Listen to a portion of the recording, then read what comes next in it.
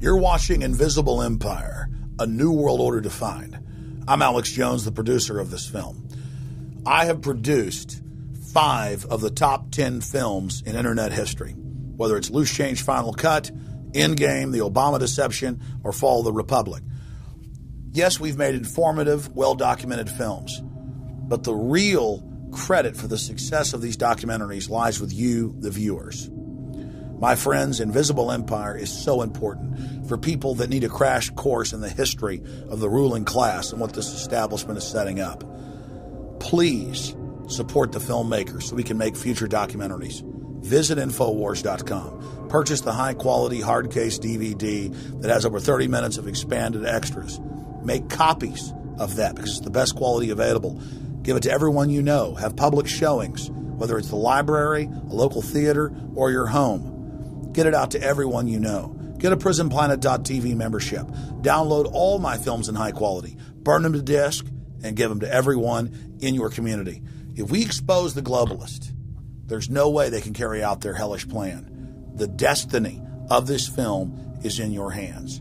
You've made our previous films incredible successes. I'm counting on you now. So again, Infowars.com to get the DVD or call toll-free 888-253-3139 or see them all in incredible high quality at PrisonPlanet.tv. The ball is in your court.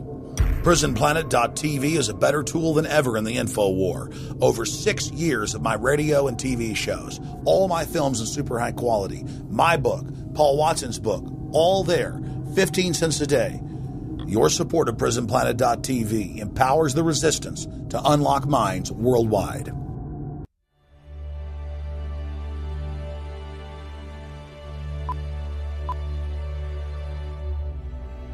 Hi, my name's Jason, and I used to be just a good old average American kid living in upstate New York. There's me. I played baseball, mastered Mortal Kombat, went to the prom, said the Pledge of Allegiance every day, and loved my country. I even lived the dream of every American youth, college. Sure, it was a state school, but it also happened to be a party town. Great times all around, right? Well, sort of. I still had to work hard as a pizza guy to make it. And of course, there was school. I had to figure out the computer graphics programs I was working with, as well as attend classes I didn't care about. I certainly didn't know much about geopolitics. Then 9/11 happened and everything changed.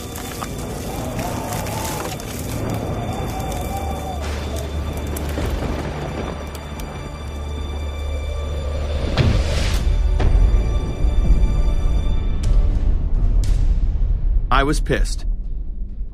How dare the Muslim extremists massacre all those people? But was it all true? Prior to the invasion of Iraq, something didn't seem right. I then did a startling thing. I actually took a look at what happened that terrible September day. What I found horrified and angered me to such an extent that I took action. We were lied to, and lied to big time. Before I knew it, I went from a normal college student to the political guy at the party, to one of the guys that brought you the first internet blockbuster, Loose Change. The film would not only change my life, but countless others as well. If you've ever seen Loose Change, the documentary about September 11th, conspiracy theorist documentary, it is riveting. Oh, yeah. You watch it, and by the end, not even the end, 10 minutes in, you're like... You got your car packed, your head... You're just like, oh my God, it's all true. So every place, there's questions coming from this documentary. And you don't have to believe everything in the documentary to still have questions come up. And you look back and you remember what you saw and what you were told, and now you have questions. We got the boogeyman out there. Wow. See, for many years it was communism, then it was the war on drugs, now it's the war on terror. All through our life we've had to have a boogeyman. Loose Change took the truth about 9/11 into the mainstream with over 100 million views and allowed me to travel the country and even take on some of my detractors. The answer is no, they cannot. Jason, I think it's telling that every time you disagree with something, you call the people a liar. I'm not calling anybody a liar, sir. I'm calling you a liar because you are a liar. But if we were lied to about 9/11, then who was really behind it? A lot of people on the web were pointing towards the New World Order, but that was impossible. I mean, the Hulkster couldn't be involved, could he?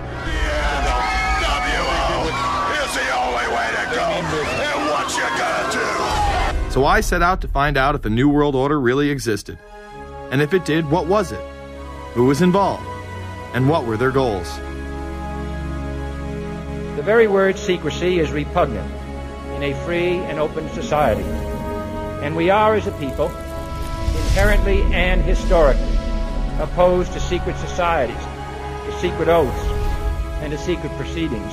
For we are opposed around the world by a monolithic and ruthless conspiracy.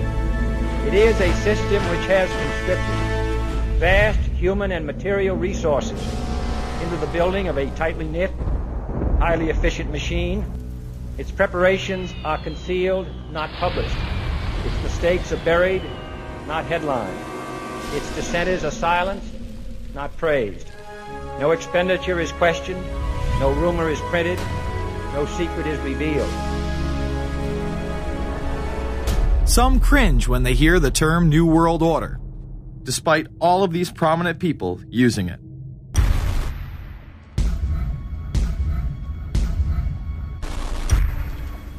The world that maybe some people dreamt of at that conference back in Bournemouth, when it looked as if maybe history would end, that liberal democracy would triumph, that free market economics would slowly progress, and we'd have a new world order.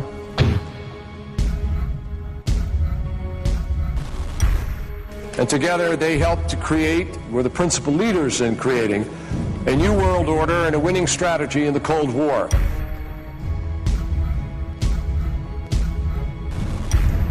We are part of a new world order. And as the recently departed Admiral William J. Crowe once said, it's long on new and it's short on order.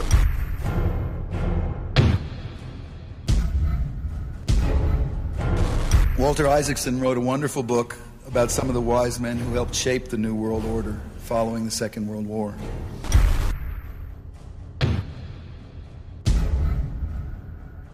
As we devise a way forward in Iraq, I urge the international community to embrace its responsibility for creating that new world order. A new world order based upon collective action.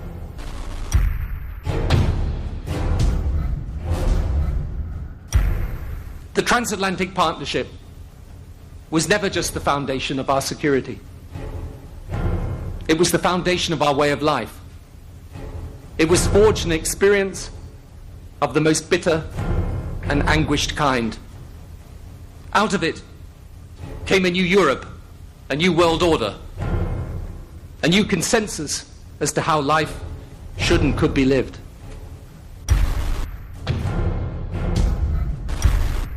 And just like that, it was gone.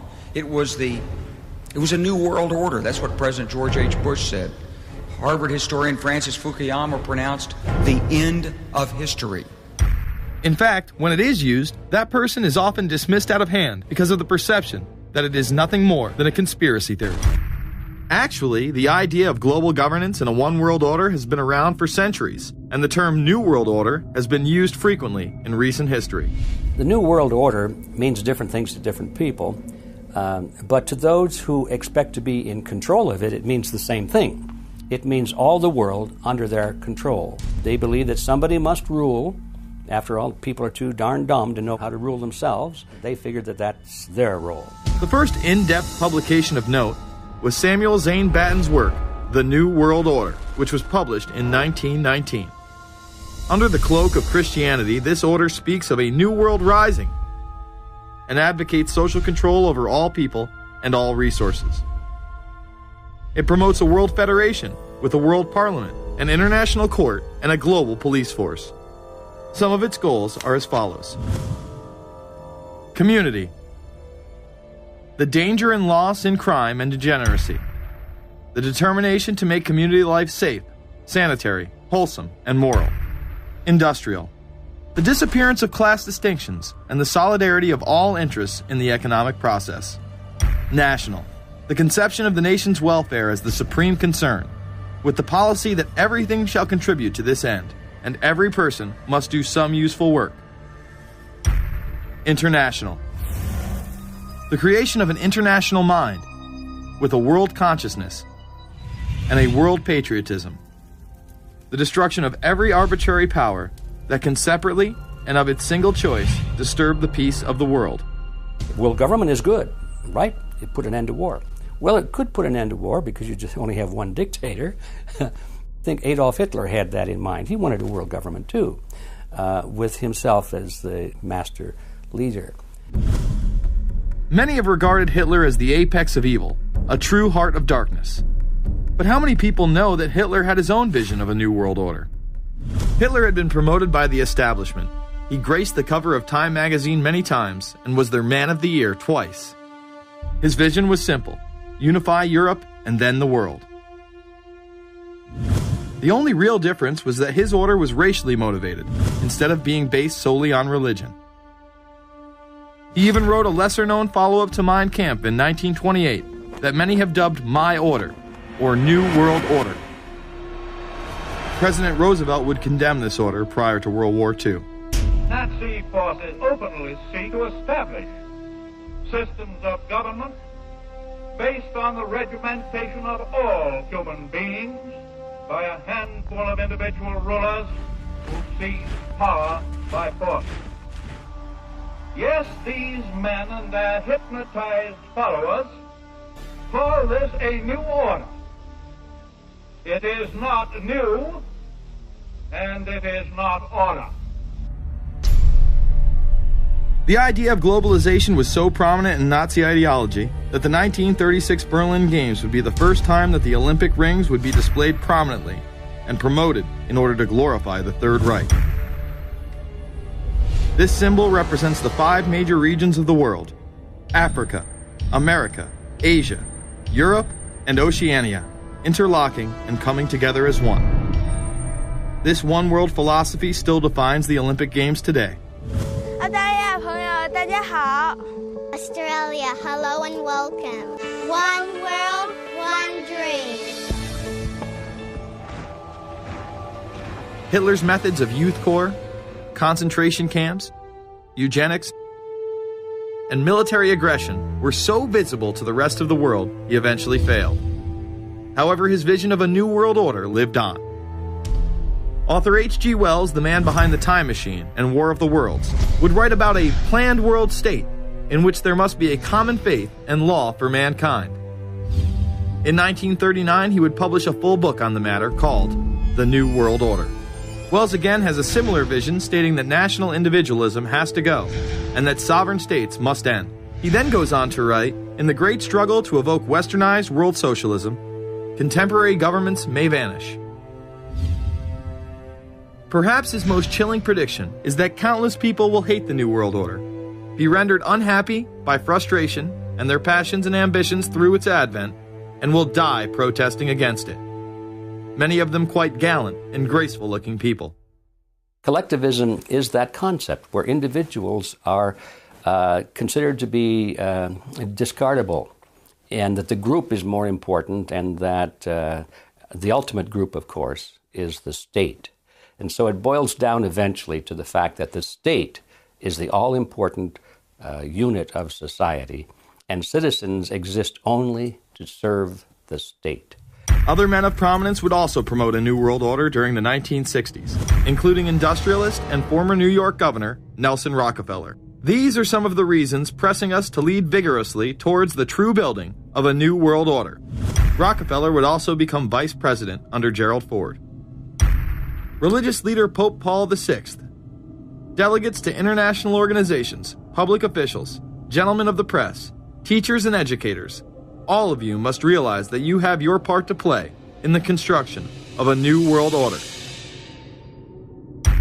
As well as former President Richard Nixon. And the hope that each of us has to build a new world order. However, Nixon was largely a mouthpiece for his most dominant advisor, Secretary of State Henry Kissinger. Kissinger may be the most vocal proponent for a new world order of his era. He has called for it time and time again, in policy papers, meetings, and interviews. Time magazine recognized both Nixon and Kissinger as Men of the Year after announcing their New World Order in China. However, they were working on it long before. In these once classified documents, they both discussed the New Order with the President of Indonesia. Mainstream media was even critical of Kissinger's vision in the early 70s. In ragged, spasmodic fashion, a new world order is coming into being, but it looks less and less like the world order that Mr. Kissinger had constructed in his own mind. Kissinger's New World Order would fall under the radar for some time. However, it saw a vast revival during the first Bush administration. Here is Brent Scowcroft, former vice chairman of Kissinger Associates and former national security advisor under both Ford and Bush Sr., as he discusses the New World Order. Looking at the subtitle this morning, Are We Ready for the New World Order? Gives me something of the shudders. That phrase, New World Order, I'm afraid I'm partly responsible for resurrecting. To me, what that symbolized was perhaps a fundamental change in the character of our response to national security issues. Here, Charlie Rose asked Scowcroft, Kissinger, and former national security advisor Zbigniew Brzezinski if we are living in a new world order. Where are we as we think about this time in American foreign policy? Are we at a special moment which is being redefined? Or are we creating a new world order? We're at a moment when the international system is in a period of change like we haven't seen for several hundred years. In some parts of the world, the nation state on which the existing international system was based is either giving up its traditional aspects, like in Europe, or as in the Middle East. George H.W. Bush would campaign for a new world order like no other president before him. He would openly discuss it during his State of the Union address. What is at stake is more than one small country. It is a big idea, a new world order, where diverse nations are drawn together in common cause to achieve the universal aspirations of mankind. Again, a unified Europe was a major goal in creating this order. With few exceptions, the world now stands as one. A year and a half ago, in Germany, I said that our goal was a Europe whole and free. Tonight, Germany is united. Europe has become whole and free. The world can therefore seize this opportunity to fulfill the long-held promise of a new world order. We can find meaning and reward by serving some higher purpose than ourselves. A shining purpose, the illumination of 1,000 points of light. Bush Sr. and his administration would tour and promote this agenda across the board at any given opportunity. The President has spoken often of a new world order. And we have an unprecedented opportunity to build a new era of peace and prosperity here and abroad, to build a new world order. It's my understanding, I think that the President, and I don't know the context of how it came up in his speech last night in New York, said that China must be a part of the new world order. I guess I would like to ask you how you envision China fitting into the new world order. It is a country that we are going to have relationships with by virtue of its geopolitical importance. American officials say breaking down regional and national barriers to the flow of goods and services would represent a spectacular benefit to economies around the world. We are building a new world order. Bush would actually make a commencement address at Maxwell Air Force Base declaring the birth of this order. And that's why I wanted to speak to you today about the new world taking shape around us, about the prospects for a new world order now within our reach. In the coming weeks, I'll be talking in some detail about the possibility of a new world order emerging after the Cold War. But today, I want to discuss another aspect of that order. You see, as the Cold War drew to an end, we saw the possibilities of a new order in which nations work together.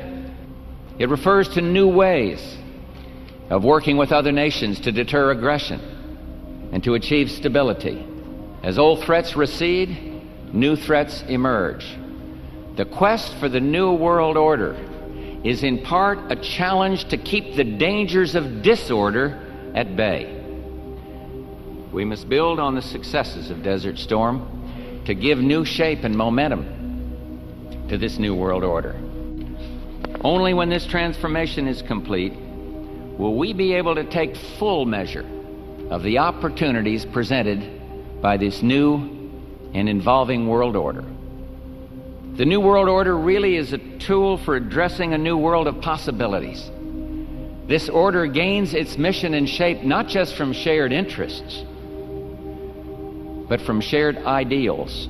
After the Gulf War had ended, Bush was so obsessed with the idea of a new world order that he had a series of Glocks imprinted with the term that he would give to members of his administration, including Colin Powell, Brent Scowcroft, Dick Cheney, and General Norman Schwarzkopf.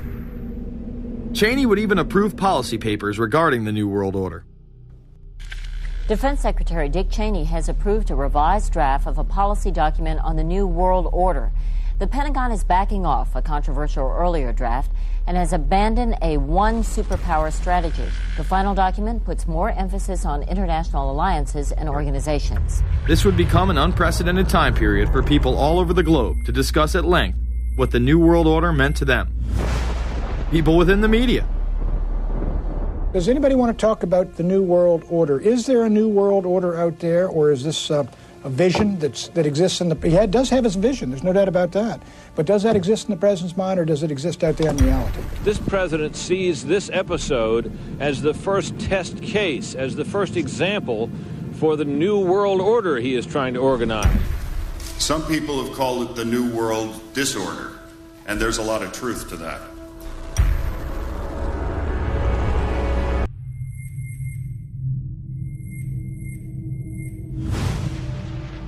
University and institutional chairs. I mean, we're talking a new world order at Georgetown.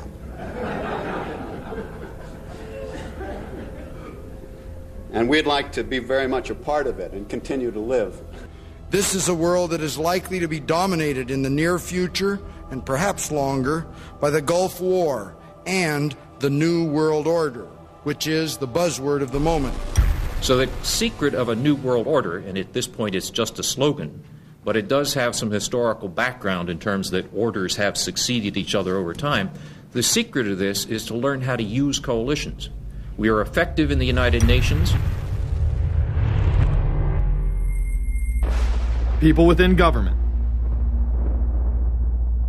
George Bush has invoked a new world order without enunciating a new American purpose. The president has still failed to articulate clear goals for our nation's foreign policy in this new age. I find the term New World Order very revolting, and just not only historically but politically today. I think Harding is absolutely right, and the actions of the administration just after enunciation of the New World Order put the lie to the fact there is any real substance behind what they say as New World Order. The first act of the New World Order was A, to make war, and then B, was to sell arms all over again. Is there a New World Order? We know certainly that George Bush has copyrighted the term at this point. In the aftermath of this war, though, is it an empty vessel into which something will be poured? Is it the appropriate term to use? Is it going to be a new world order, or will disorder be just as significant in this process as we look ahead? Let's start with Madeline. I think that we have, in fact, kind of had this term thrown at us, and many of us have not liked it, partially because of the previous historical connotation, and partially because I think it doesn't really deal with the way the world ought to be or is at the moment. But we are far from seeing a world order, and I'm not sure that it is in best U.S. interest to have a new world order in which we are the policeman. While many began to become critical of this order, the term began to evaporate into the background.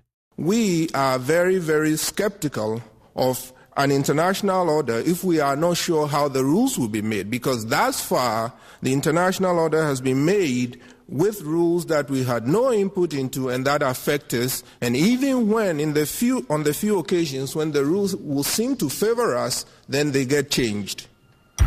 A unipolar world, a world of one superpower, may be quite dangerous for us. The New World Order under the United Nations would mean, among other things, an end to our God-given rights given us and secured by the Constitution. The New World Order, which now has been called by some the New World Disorder, and by some people on the more liberal persuasion, the taking over of the world by the Council on Foreign Relations, the Trilateral Commission, and the UN to put us all in slavery. But what are these organizations? Who founded them? And what are the stated goals of each? Before we begin with the Council on Foreign Relations, let's delve further into history to understand roundtable groups and their origins. Its roots go way, way back in history, and they go back to the formation of a secret society, a secret organization that was created by Cecil Rhodes, a very powerful and very wealthy individual. And people have heard about him in history, and they know about the Rhodes Scholarship, and they think, well, isn't that nice? That they don't understand at all what that's all about. Cecil Rhodes, when he died, left his great fortune not to his family, not to his heirs, but for the creation of a secret society. And we know about this because there were some people very intimately involved with this organization who wrote about it. One of the best authors on this topic is Professor Carroll Quigley.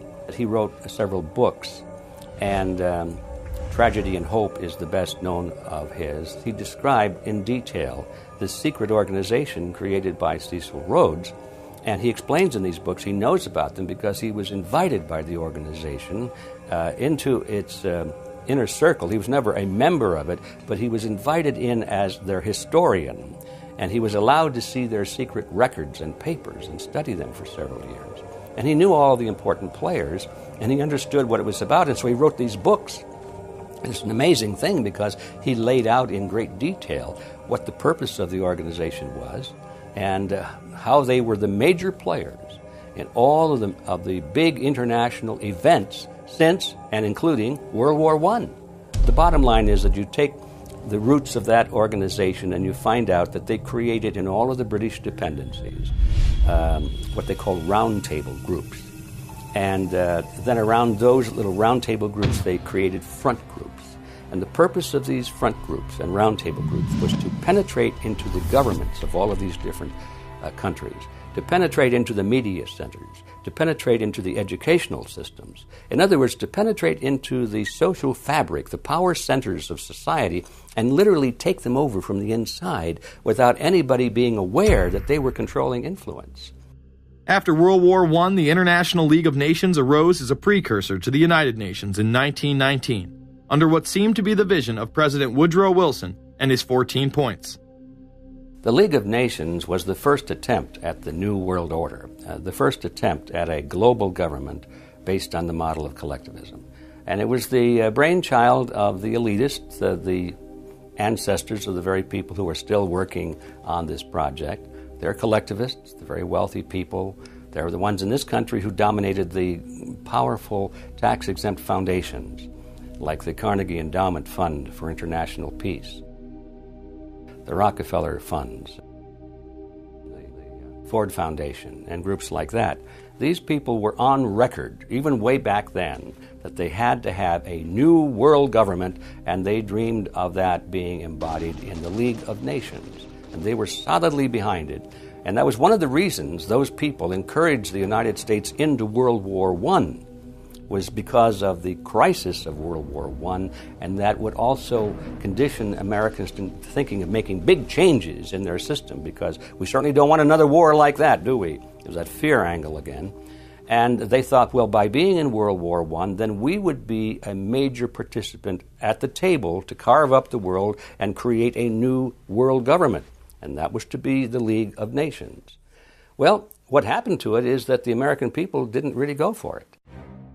Wilson was aware of the elite and their control over society. In his book, The New Freedom, published in 1913, he discussed such a group. Since I entered politics, I have chiefly had men's views confided to me privately. Some of the biggest men in the United States, in the field of commerce and manufacture, are afraid of something. They know that there is a power somewhere so organized, so subtle, so watchful, so interlocked, so complete, so pervasive, that they better not speak above their breath when they speak in condemnation of it. Ultimately, this insight did not spare him from becoming yet another puppet of the global elite. In all of the British dependencies, these organizations, the front groups, were called the Royal Institute for International Affairs. In the United States, they chose a different name. They chose the Council on Foreign Relations, but it held exactly the same relationship to this inner society of Cecil Rhodes. Among the charter members were W. Averill Harriman of Union Banking, then President of the United States Woodrow Wilson's main advisor, Colonel Edward Mendell House, John D. Rockefeller, the founder of Standard Oil, banking mogul J.P. Morgan, and prominent bankster Paul Warburg. Well, the Council on Foreign Relations exists today. It's probably the most powerful single organization in America. Many observers, including myself, believe that it is the hidden government of the United States. These people are not elected to office, and most Americans don't even know who they are. But they are holding all of the important positions in society. There are only about 4,000 of them in the United States. But I don't care what organization you want to look at, whether it's government, or whether it's the universities, or the large media centers, or whatever it is. You look at the people at the tops of those organizations, the owners, the managers, the CEOs, the board of directors, and I'm going to say probably 80 to 90% of the great power centers of America are dominated by just those 4,000 people who are members of the Council on Foreign Relations. Throughout its history, it would contain extremely influential and powerful individuals in finance, business, media, and politics. Former presidents of the United States include Richard Nixon, Gerald Ford, Jimmy Carter, and William Jefferson Clinton. Currently, Barack Obama claims not to be a member, but has spoken in front of the Council and has had his writings published in the Council's magazine, Foreign Affairs. It's been reported that you and your wife are in the globalist CFR, which is the Council on Foreign Relations. I'd like to know if that is true. Well, first of all, I'm not... the Council on Foreign Relations, I don't know if I'm a official member. I've spoken there before. It basically is just a forum where a bunch of people talk about foreign policy. And so there's nothing... there's no official membership. I don't have a card or, a special handshake or anything like that. Now, why is that important? It's important because the avowed purpose of the Council on Foreign Relations is to create a new world order, a global government based on the model of collectivism. And that includes the elimination of the United States as a sovereign nation. That's why it's important. The people running this country are determined to destroy it. The Council was heavily criticized during the 1980s for being an organization hell-bent on destroying national sovereignty in favor of a world government. So many of its members hid their association with the organization. Dick Cheney had this to say in response to a question by David Rockefeller, who became the CFR's youngest director in 1949 and was chairman of the board from 1970 to 1985. He remains an honorary chairman to this day. It's good to be back at the Council on Foreign Relations. As Pete mentioned, I've been a member for a long time and was actually a director for some period of time. I never mentioned that when I was campaigning for re-election back home in Wyoming. Now, you are the president of the Council on Foreign Relations, all right? Yes, sir. You guys toy with countries of the world like toys, don't you? You're like the Illuminati, you're the Masons, you control everything, don't you? That's the rap on you guys. What's so interesting now, though, is who's on the chessboard. It's the toys, if you will, are a lot more than states. Notice that Mr. Haas does not deny that the CFR has massive control over the geopolitical arena, and instead tries to focus on the separate entities outside of nation-states. Current Secretary of State Hillary Clinton also reveals the importance of the CFR here. But it's good to have an outpost of the Council right here down the street from the State Department. We get a lot of advice from the Council, so this will mean I won't have as far to go to be told what we should be doing and how we should think about the future. You have these private groups that are run and created by the elite, by the ultra-rich, wealthy families that have been manipulating global markets from behind the scenes for generations. They create these private groups that then feed information to the government, to senators, to congressmen, their recommendations, their policy papers, what they think should happen.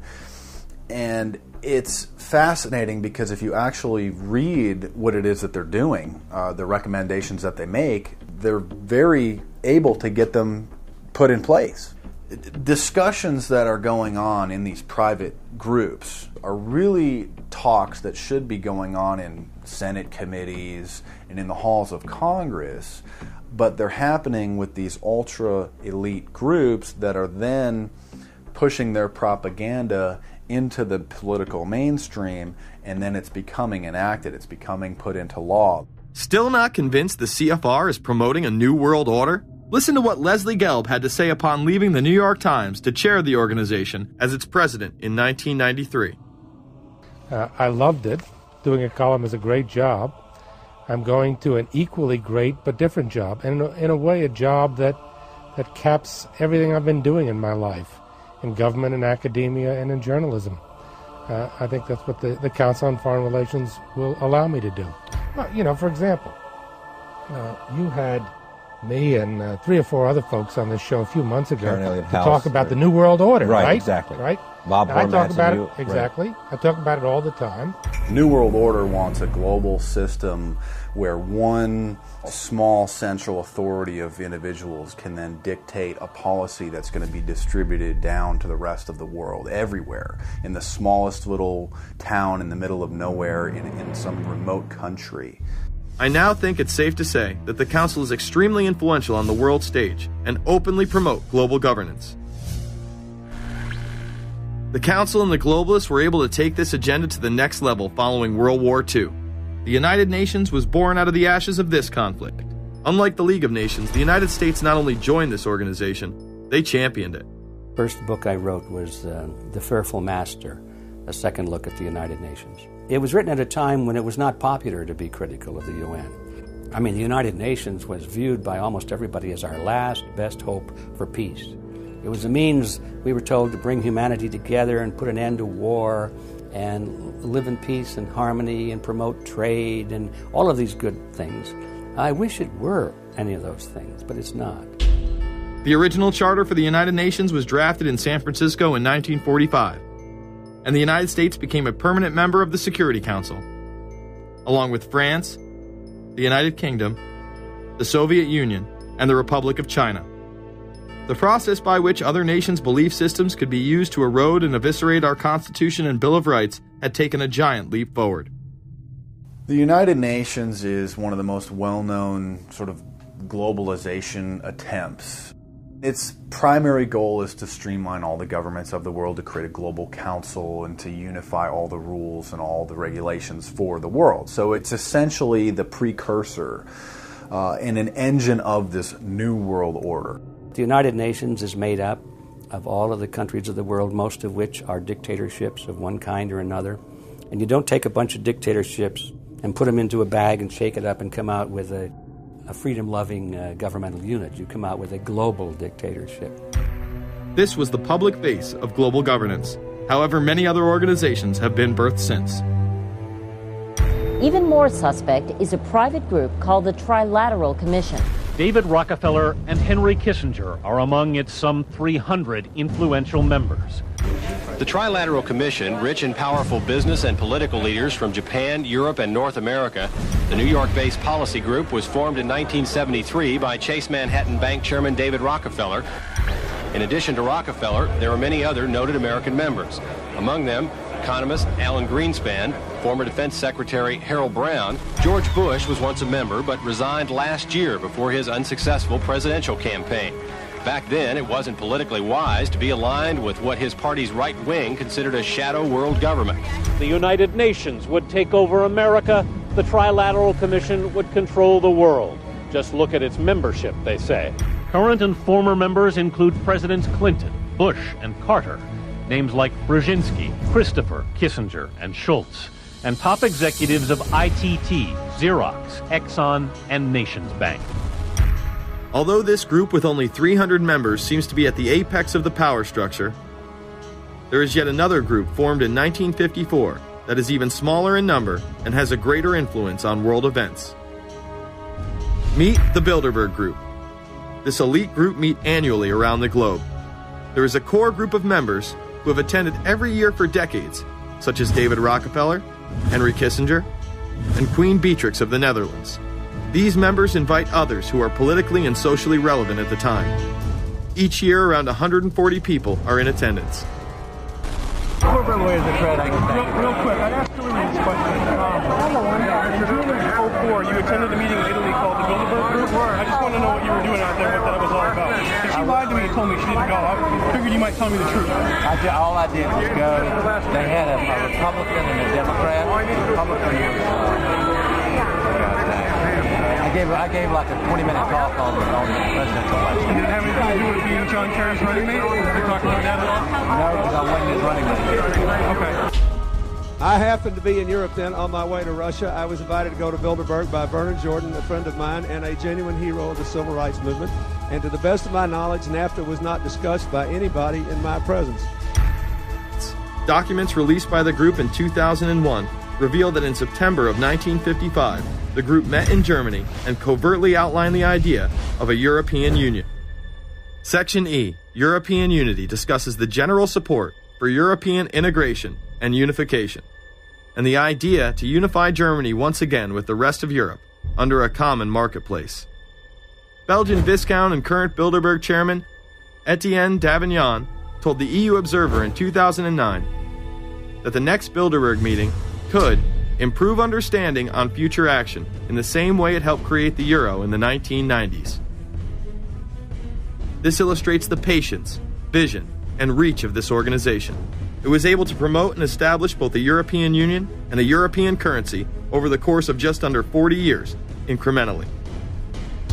One of the things that the elitists discussed back at the turn of the century when they were talking about how do you convert the United States into a collectivist system was the fact that you can't do it quickly. You have to let people get used to it incrementally, because any major change would be rejected. The 1957 Conference of Rome, where the Common Market Treaty, providing for free trade in all products, was at last signed. 6 nations, France, Germany, Italy, Belgium, Holland, and Luxembourg, agreed to remove all mutual barriers to trade within 12 to 15 years, the embryo of a political union which they proclaimed to be their ultimate objective. In that fashion, it's possible for people to get used to this process and even to think it's a good thing. People will accept the gradual growth of government, the gradual loss of their purchasing power. They'll accept almost anything if it's done gradually, and we have to be very alert to that. 2008 and 2009 attendees include World Bank President Robert Zoellick, Treasury Secretary Timothy Geithner, former head of British Secret Intelligence Richard Dearlove, Donald Graham, CEO of the Washington Post, CNN host and author of The Post-American World, Fareed Zakaria, and many other giants of business, politics, and media.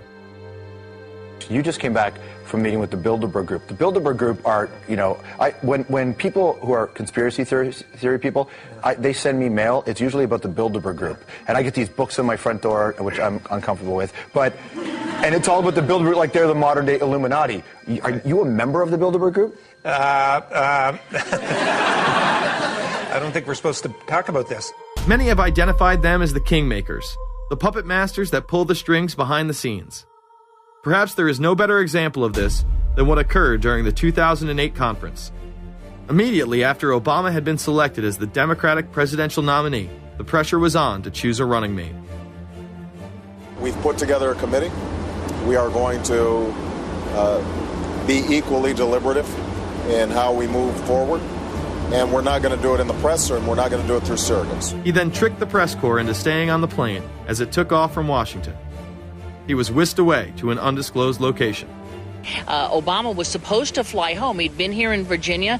He was supposed to fly home out of Dulles, as you know, outside Washington, D.C. The press corps was waiting for him on the plane, and the pilot announced that they were leaving, and Barack Obama was not on the plane. Presumptive nominees in the past has always been that they have at least a press pool with them at all times. Is there a reason why we didn't go with him in the motorcade all the way? This is what we're out here for, and now we're on this plane with no candidate. Again, I understand. There was a desire to do these meetings, obviously, in private. The press then began to report that Obama and Hillary were meeting secretly in her home. Well, we continue to follow our breaking news. Barack Obama, Hillary Clinton meeting tonight at her house in Washington, D.C. However, it was later revealed that they never actually met at Clinton's home. And we're following this breaking story. Candy Crowley, we understand, has new information. Candy, what have you learned?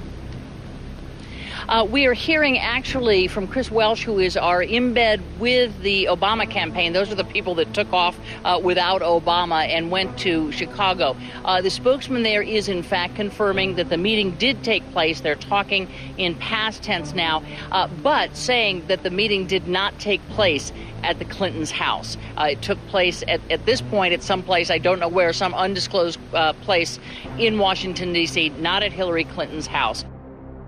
Remember, Gibbs mentioned that Obama had a desire to have several meetings, not just one. Is there more than one meeting? Is there more than one person with whom you... I'm not going to get into all the details of the meetings. I don't know that I've got a ton more different answers for all of your questions.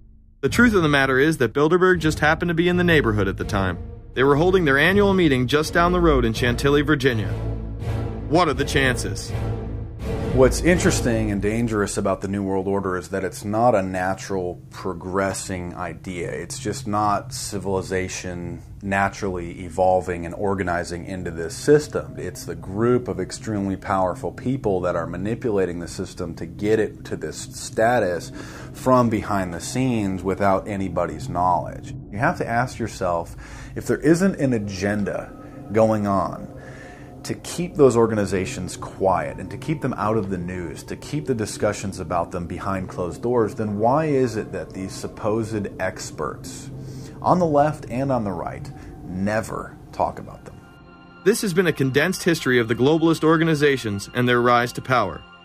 But is there a reason they meet behind closed doors?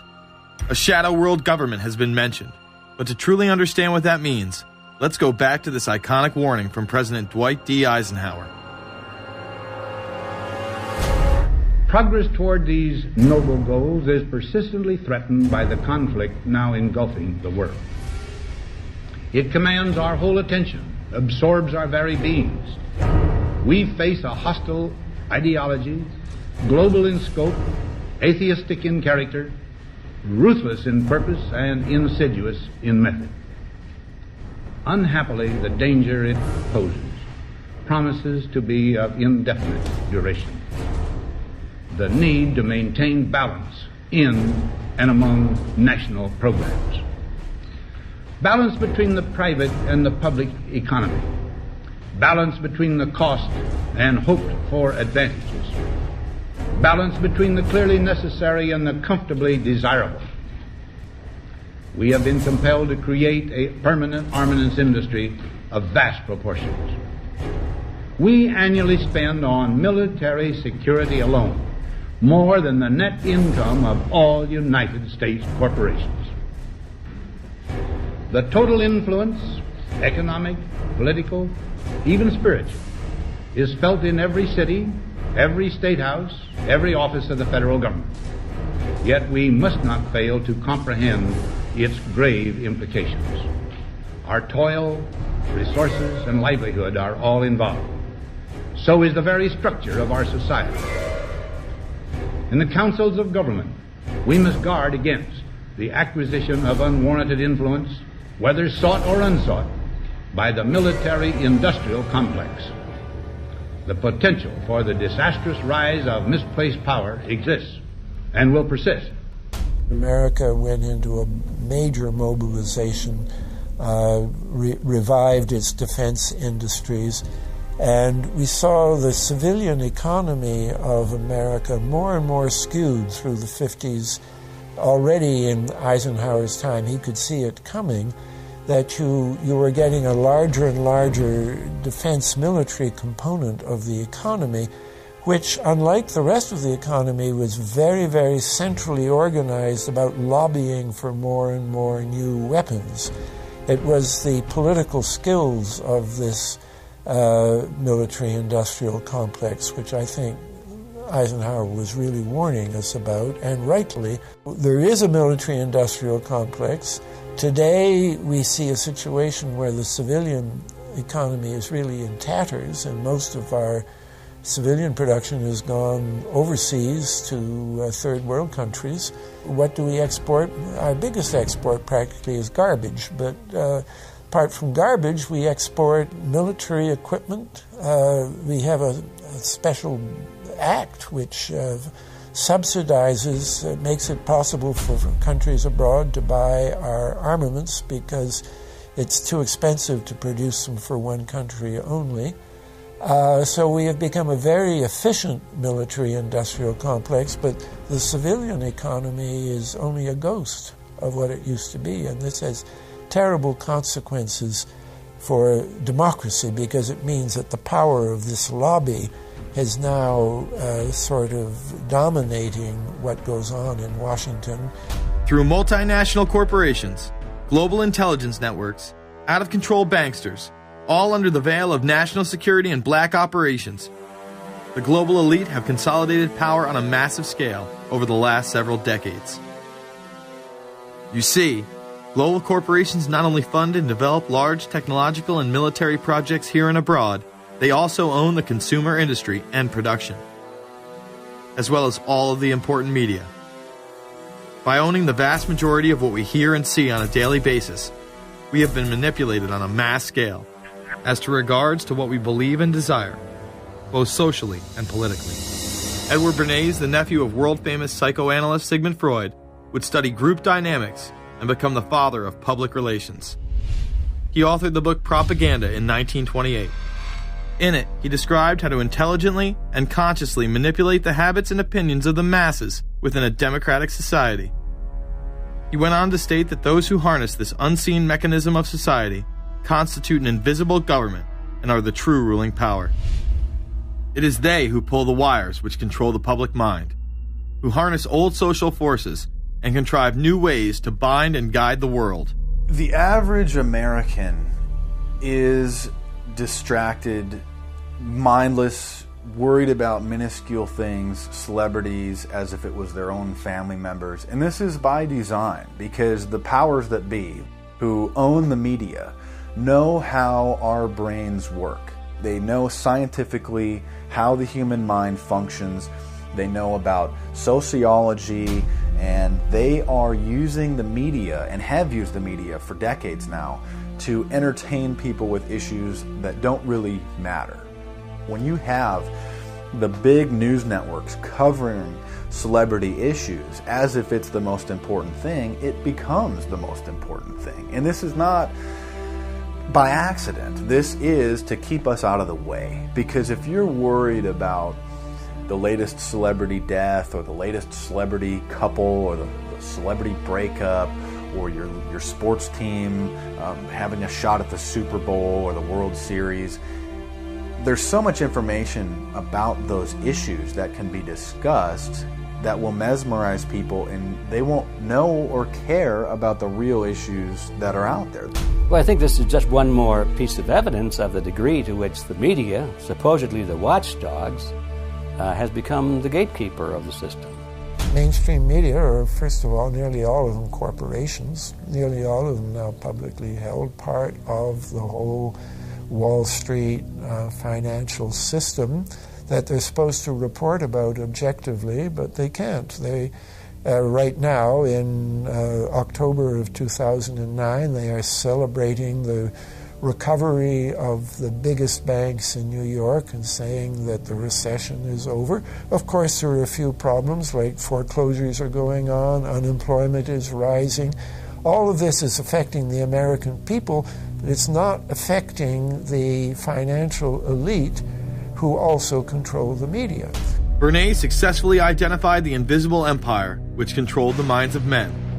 So as the populace is mesmerized and hypnotized by powerful behind-the-scenes forces, as they are distracted by the latest celebrity scandal, the newest cell phone, and their favorite sports team, this network disguises itself, remaining in the shadows.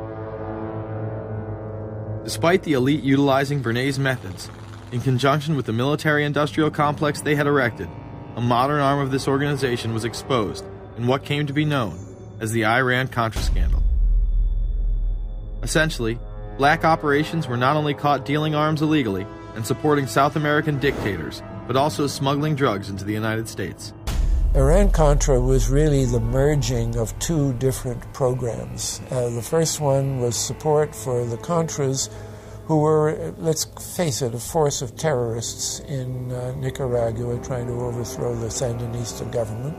They were being secretly supported by the CIA, and at the bottom of the whole thing was drugs. Iran-Contra was openly exposed by massive network coverage. How was it that in 3 years, a network Washington set up to run arms to the Contras wound up running cocaine into this country for the most vicious drug cartel in the world? At the same time, we were supposed to be fighting a war against drugs. But by the same token, I also smuggled my share of weapons in exchange for those illegal substances, with the full knowledge and assistance of both the DEA and CIA. Betzner says that in 1983 he flew weapons from Florida to El Salvador and drugs from Colombia to the Bahamas on the way back. In 1984, he says, he flew twice from Florida to Costa Rica and back. We could bring back our own cargo, and they would arrange it, or we could bring back their cargo without ever having to worry about interception, arrest, anything like this, that everything was taken care of. What kind of cargo were you talking about? Drugs. Tolliver says he had 2 meetings with this man, CIA veteran Rafael Quintero. Then in March of 1986, he says he flew 14 tons of weapons down to Honduras, to this Contra resupply base set up by the CIA. We take off from Tegucigalpa, Honduras, and we leave. To? South Florida. Where in South Florida? We landed at Homestead. Homestead? Air Force Base. This is the plane Tolliver says he used. The plane traces to a company that had a State Department contract to fly humanitarian supplies to the Contras. In addition to that, 36 sources confirm the basic scheme. We can now report that long before that operation began, there was another operation to provide guns for the Contras, which was also against the law. In this operation, Americans and Israelis provided arms to the Contras, and then the same network smuggled drugs into the United States. The operation was launched in spring of 1983 at Washington's request, with at least $20 million of Israeli government money later reimbursed, we're told, from U.S. covert operations funds. For about 5 years, people were flying arms into Iran, and most of them came from Israel. The Israelis purchased the weapons from Poland and Czechoslovakia and began shipping them secretly from Yugoslavia to Bolivia, and then to Panama. The Israeli liaison man there, this man, Michael Harari, until recently a close aide to Panama's strongman, General Manuel Noriega. You'd bring the ship into Colombia, you would load drugs aboard it, and you would bring those drugs back to Panama with you. But bringing that stuff into the United States, that was something else. I've never been so thoroughly disgusted with myself in my life.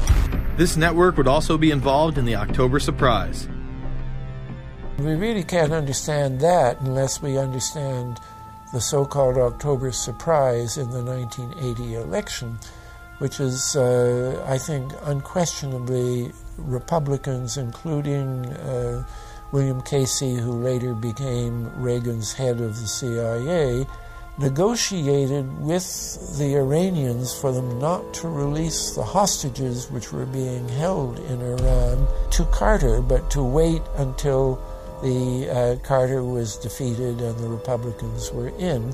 That is what actually happened, that the hostages were only released on the day that Carter left office and Reagan came in. Unbelievably, this same network would even be linked to the BCCI banking scandal by journalist Danny Casolaro. Casolaro was probing a conspiracy he called the Octopus, which involved the Iranian hostage crisis, the Iran-Contra affair, with, believe it or not, all funds channeled through BCCI, the international bank charged with everything from money laundering to fraud. BCCI, it's a shadowy international bank linked to terrorists, drug runners, and dictators. Little was known about BCCI until 6 of its top officers were arrested in Tampa in October of 1988 on charges of laundering drug money for Colombian cocaine bosses. The BCCI men were convicted, and the bank itself pleaded guilty. But for some reason, the bank was allowed to continue to operate all over the world. There are indications that some of the reluctance to prosecute this bank stem from the favors it did. For? The favors it did for intelligence services everywhere. Too many secrets of too many countries, too many prominent people, too many hands-on, and that makes it desirable that this entire affair be forgotten. It began to become clear that the global traffic of drugs were funding violent dictators, rigging elections, supporting the arms trade, and enforcing the assassination of anyone who got in the way. Casolaro was found dead for his efforts in exposing this network. His death, of course, ruled a suicide. He was meeting a source in West Virginia. He was about to discover all. Instead, his body was discovered in a hotel room with 12 slashes in his wrist, but when the local authorities ruled it suicide, the family said, no way. The housekeeper had taken calls threatening his life. And I pick it up telephone, I say hello, and he say to me, you son of a bitch, you's dead. Casolaro would not be the only person involved in the scandal to wind up in a casket. Meet Barry Seal. At first, the media portrayed Seal as a drug dealer gone good, who was assassinated by the Colombian mafia. Authorities believe last night's machine gun killing of top drug informant Barry Seal was ordered by drug bosses in Medellin, Colombia, who sent 5 men to Baton Rouge to kill Seal. Sam Dalton was the lawyer that represented the Colombian hitmen convicted of his assassination. We were trying to subpoena the CIA because we felt like they had documents, exhibits, and evidence that would indicate complicity in Seal's assassination. When they were able to gain access of Barry Seal's trunk the night of the murder, the personal phone number of none other than George H.W. Bush was present. Louis Unglesby, the former attorney for Mr. Seal, also confirms that he once called the office of the vice president after Seal had given him the number. You see, the Black Ops drug smuggling operation had not yet been exposed, and intelligence couldn't take any chances. It was later revealed that Seal was involved in smuggling cocaine into Mena, Arkansas, while Bill Clinton sat as governor. 1983, Ronald Reagan was president, Bill Clinton was governor. And little Mena, Arkansas, changed from a quiet town to a center for drug smuggling and reported Contra support activity. In the middle of it all, this man, admitted dope smuggler Barry Seal. Arkansas State Trooper Russell Welch investigated Seal's organization. Each trip would have 250 to 350 pounds of cocaine. According to the London Telegraph, Arkansas State Trooper Larry Patterson testified under oath that he and his officers discussed repeatedly in Clinton's presence the large quantities of drugs being flown into Mena Airport, large quantities of money, large quantities of guns. Hot Springs police officers would also record Roger Clinton, Bill's brother, during a cocaine transaction stating, "Gotta get some for my brother. He's got a nose like a vacuum cleaner." There was also a large amount of money laundering going on in Mena. Former IRS agent William Duncan traced some of Seal's drug profits laundered through Mena banks. We had direct testimony from people who were involved in the money laundering operation. We had testimony from people at banks who observed the transactions. What happened when you tried to make this case before a grand jury? I was never asked to present the evidence to a grand jury, ever. This very same network used BCCI to fund the Afghani rebels. The deputy director of the CIA, Richard Kerr, said late today that the CIA did use the Bank of Credit and Commerce International, BCCI, to support CIA activities overseas. Most people still believe that the Soviets had maliciously invaded Afghanistan in order to spread their communist agenda. The Al-Qaeda was essentially a kind of a byproduct of Brzezinski's campaign to embarrass the Soviet Union in Afghanistan. They weren't in Afghanistan at that time. Brzezinski boasted later that he was responsible for drawing them into Afghanistan. And he did this extraordinary interview with Le Nouvel Observateur in France, and they said, but aren't you worried that you've created this whole new force of Al-Qaeda? And he said, oh, what's more important, a few crazed Islamists or the fall of the Berlin Wall? And they said, but you know, is there no danger? Aren't they dangerous? And he said, nonsense. He said all this in 1998. So I knew Brzezinski at McGill University. We were students together and took very small classes together. And in some ways he's bright, and in some ways he's kind of nuts. And he had the kind of nuttiness that made him attractive to the Rockefellers. Bin Laden and his network were actually funded by BCCI through U.S. covert operations. Well, the reason I bring it up, if you've ever heard any of our call-in shows, you know that we have people that think about the conspiracy theories of people like you. You would be a poster child for these people because you have served on the board of the Council on Foreign Relations. You helped start the Trilateral Commission, and you've been to the Bilderberger Group. Are people too close in this world, people in business, too close to the governments? Well, you know, there is such a thing as insidious influence. And the question is, how does it operate? Does it involve bribery? And does it involve some sort of psychological domination of individuals? I don't believe in this notion of some sort of secret societies controlling people. But of course, in any political system, there are sort of over-the-table and under-the-table arrangements. Arrangements that involved ruthless, illegal, and immoral activities in order to dominate humanity. Despite all of the evidence that has just been presented, this network would fall down the memory hole, even though 14 convictions were made in the Iran-Contra scandal. The continued cover-up would be made possible by George H.W. Bush. These documents that came forward in the North trial clearly reveal the involvement of the Vice President to a greater degree, I think, than he has acknowledged heretofore. This, of course, did not stop him from pardoning those involved during the twilight of his presidency. Some new reverberations today to President Bush's Christmas Eve surprise, the pardoning of former Defense Secretary Caspar Weinberger and several others in connection with the Iran-Contra allegations. Well, now the special prosecutor says it's the president who needs to explain some things. The real issue is why the notes weren't produced 5 years ago when the congressional investigation and the independent counsel's investigation had requested them. Because high-level political officials scrambled to limit the investigation and establish plausible deniability for the upper echelons of the network, including Bush himself. So who is this guy? And how did he come to power? To understand that, we must first take a look at his father, Prescott. Prescott was born into privilege and became extremely influential in business, intelligence, and politics. He helped establish the CIA out of the Army's Office of Strategic Services with the Dulles brothers, and served as a senator in the state of Connecticut. However, during his time serving as one of the directors of Union Banking Corporation, he was doing business with Nazis. The Bushes have been sort of at the heart of the military-industrial complex since its very beginning. and that Prescott was involved in a firm that actually fronted for Nazi firms in America. In fact, Union Banking and its subsidiaries were seized by the United States government in October of 1942 under the Trading with the Enemy Act. After the war, the assets were returned, a few fines were paid, and it was swept under the rug of forgotten history. These Nazi ties should not be all that shocking, seeing as it has been declassified that the Office of Strategic Services recruited Nazis into its ranks through Project Paperclip in August of 1945.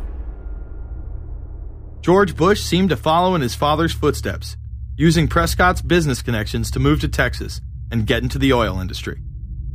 He would first attain political office as a Texas congressman in 1966, but then lose his bid as a Texas senator in 1970. It was at this time that Nixon appointed Bush as an ambassador to the United Nations. According to official accounts, Bush then began work with the CIA as its director in 1976.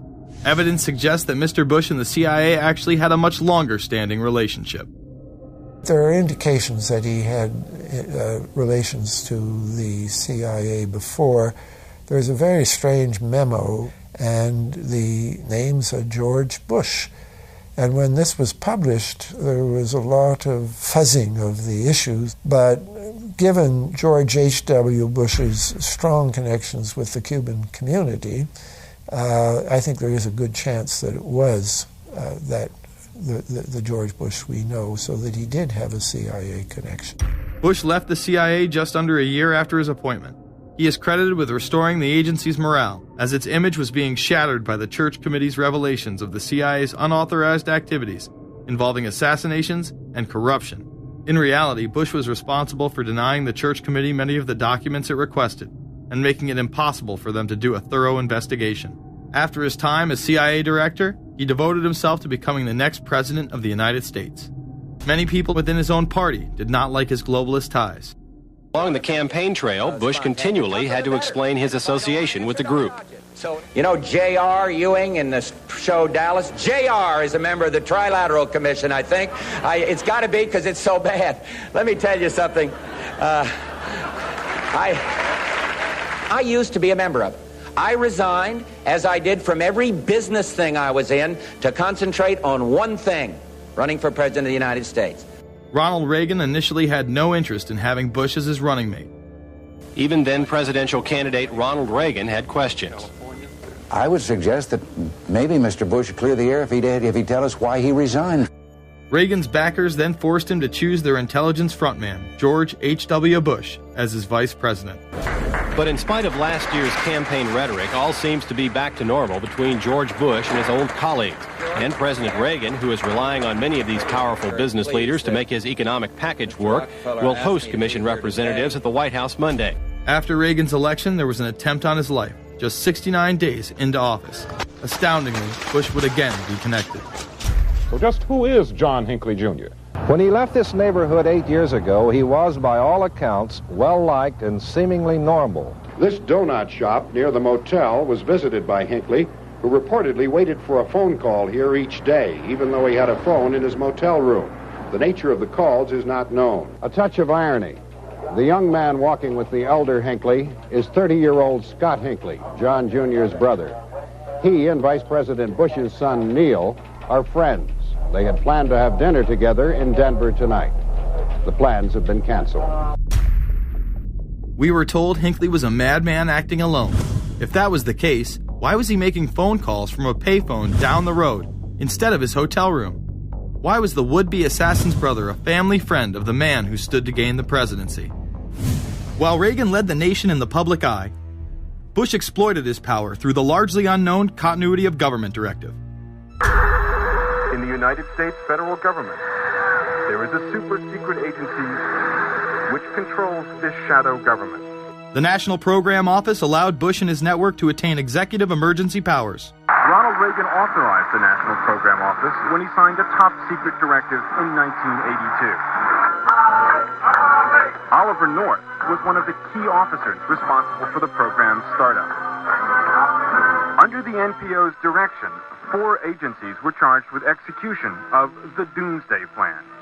The CIA, the Departments of State and Defense, and the Federal Emergency Management Agency.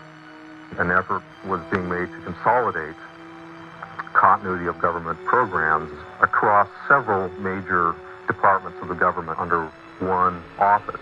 After 8 years of secret wars, covertly sponsored revolution and assassination had advanced globalist interests and allowed Bush to achieve his lifelong dream by becoming the 43rd president of the United States. The fall of the Soviet Union left the United States as the sole superpower in the world. The Wolfowitz Doctrine stated, "We must maintain the mechanism for deterring potential competitors from even aspiring to a larger regional or global role." The New World Order was on display with the First Gulf War and the creation of a European Union. After losing to his crony Bill Clinton, he faded into the background as the agenda for a New World Order marched forward. After 1989, President Bush said, and it's a phrase that I often use myself, that we needed a New World Order. We have just exposed many of the globalist operations, including drug dealing, funding terror, dealing arms, and taking over the United States government by stealth. Whenever these agendas were threatened, those who opposed them ended up dead.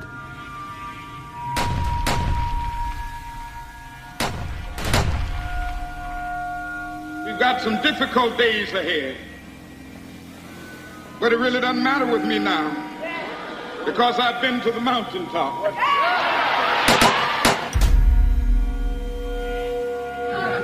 My thanks to all of you, and now it's on to Chicago, and let's win there. Thank you very much.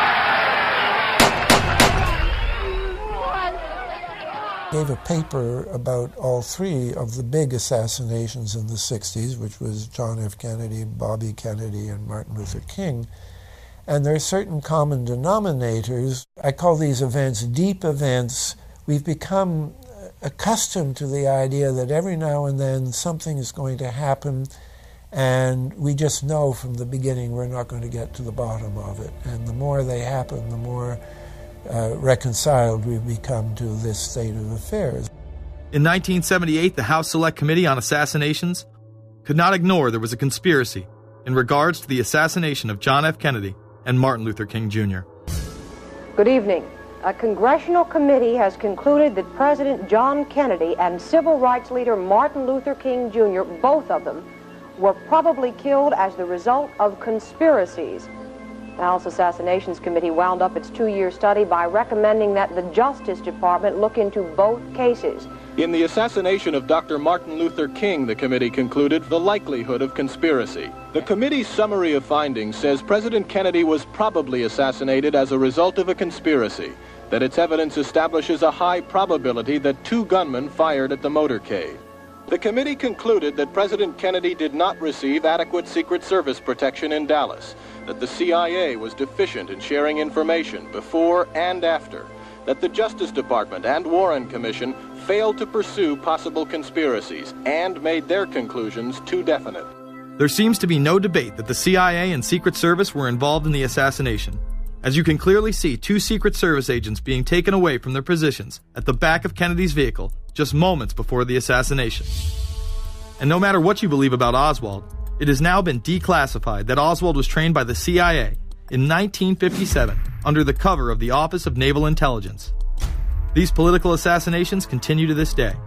The 11-person jury in the inquest must decide if these stills, never before seen of Diana in the Mercedes and then the crash, are the frantic moments after a tragic accident or the aftermath of a calculated murder. Mr. Al-Fayed? Mohammed Al-Fayed, Dodi's father, has long since made up his mind. I believe that my son and Princess Diana been murdered by the royal family. He claims Diana was pregnant and about to announce her engagement to his son, an embarrassment so great, he says, that Prince Philip commissioned British Secret Service to kill the couple. Assassination is an option when the ruling class can identify an enemy who cannot be compromised.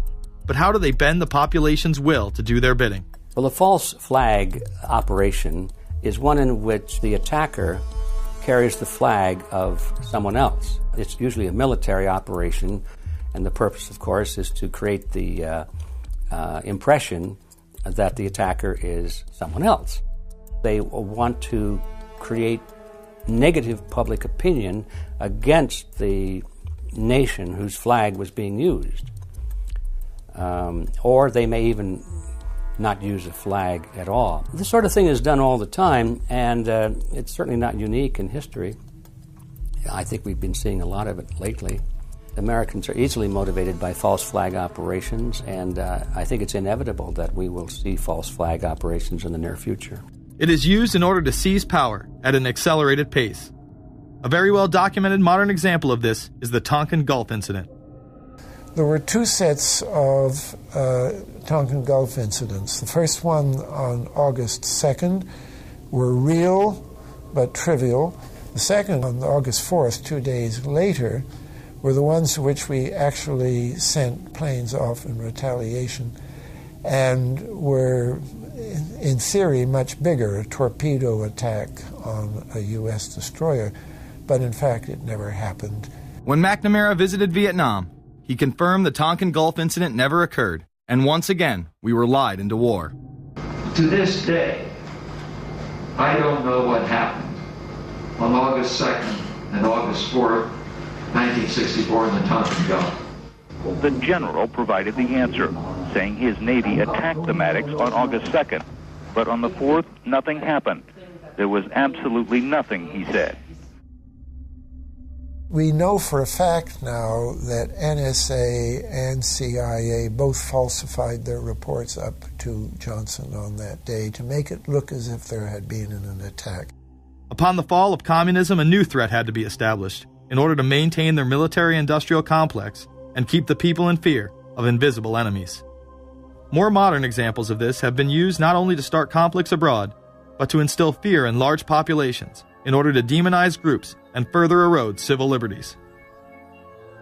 The majority of people still believe that Timothy McVeigh was a right-wing extremist who bombed the Oklahoma City building with a Ryder truck because he was upset with the government. People close to the event told a very different story.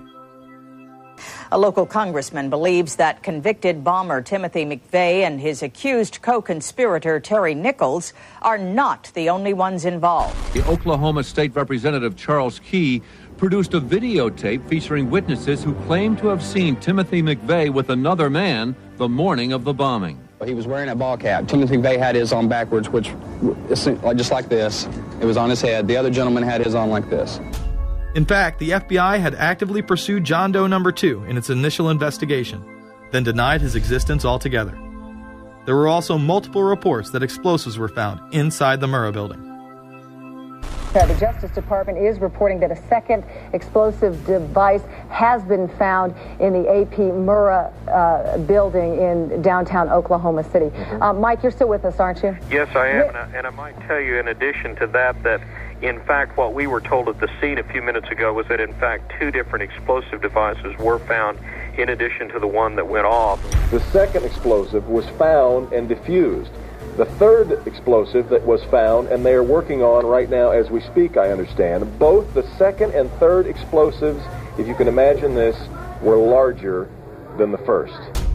Bomb squads were actually caught on video pulling into the building to retrieve these devices.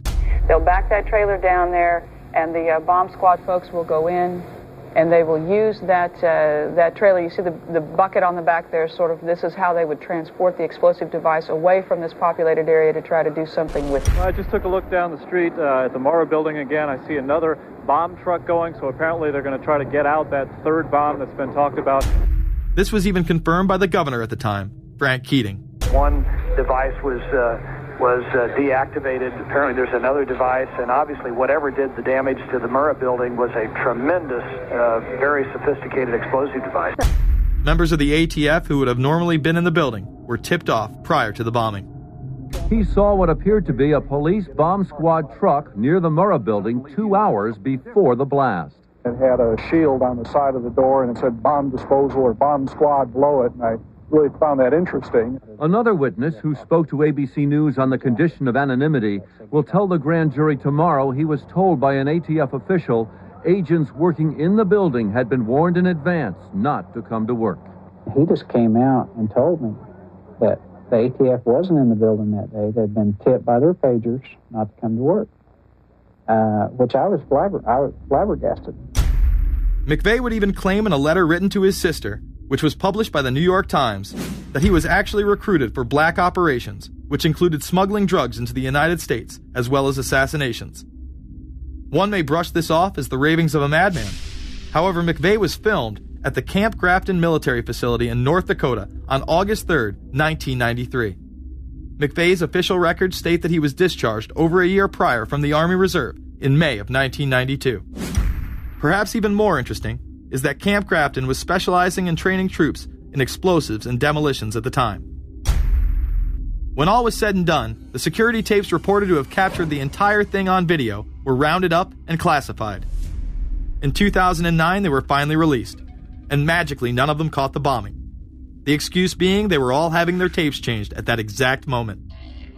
This event would be labeled domestic extremism, which was used to demonize critics of world government, militias, and create fear within the populace. Muslim extremism seemed to show its ugly face in then unprecedented fashion on February 26, 1993. A truck bomb had gone off in the parking area of the World Trade Center. Luckily, the bombers failed to follow instructions and parked the truck carrying the explosives against the main support column. What is not discussed, however, is the bomb was actually built by an FBI informant under the supervision of the FBI. Ahmed Salam, a former Egyptian army officer who had been doing undercover work for the FBI, was the man who actually built the bomb. When he was told that he would have to use real bomb-making material instead of harmless substitutes, he became suspicious and began taping his conversations with FBI officials.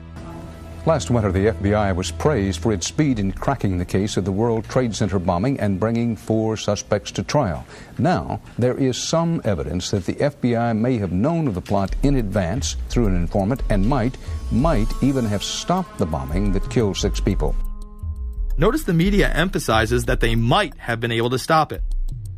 They then gloss over the fact that the bomb was built by their agent under FBI supervision in conjunction with the district attorney.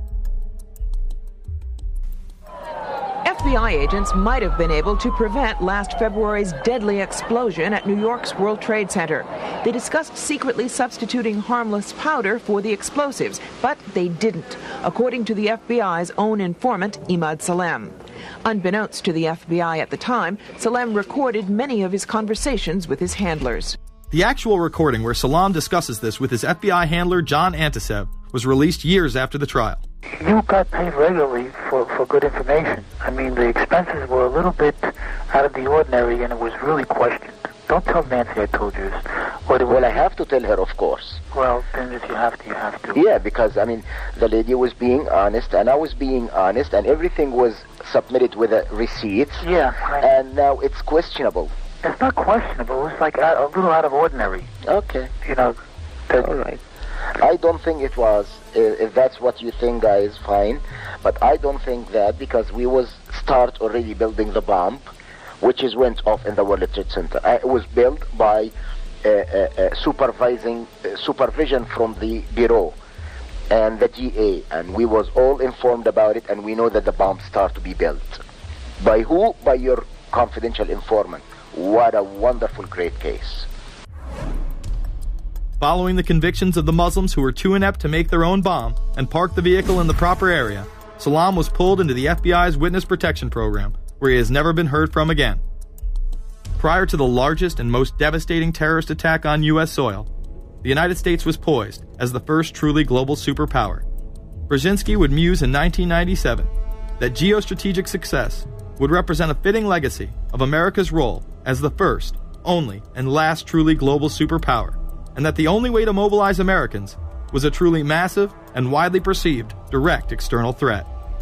In September of 2000, a neoconservative think tank called the Project for a New American Century echoed Brzezinski's statements, saying the United States is the world's only superpower, combining preeminent military power, global technological leadership, and the world's largest economy.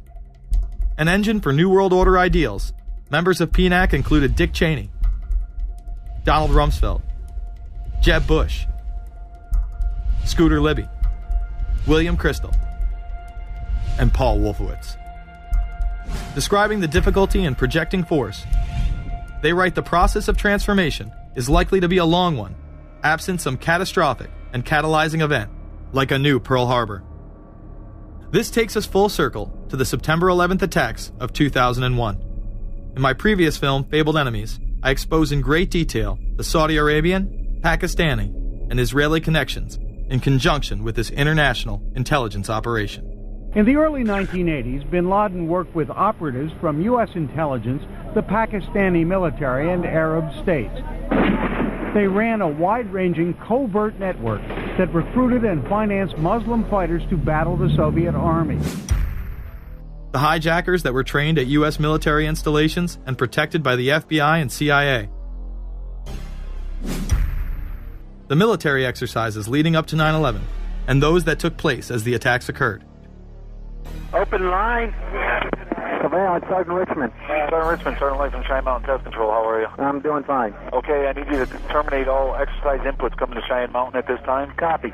And stay on loop until I verify that the connectivity is disconnected on the exercise side only. Okay, no, do not do any more inputs on the exercise side and stand by. I got Cheyenne Mountain on the line.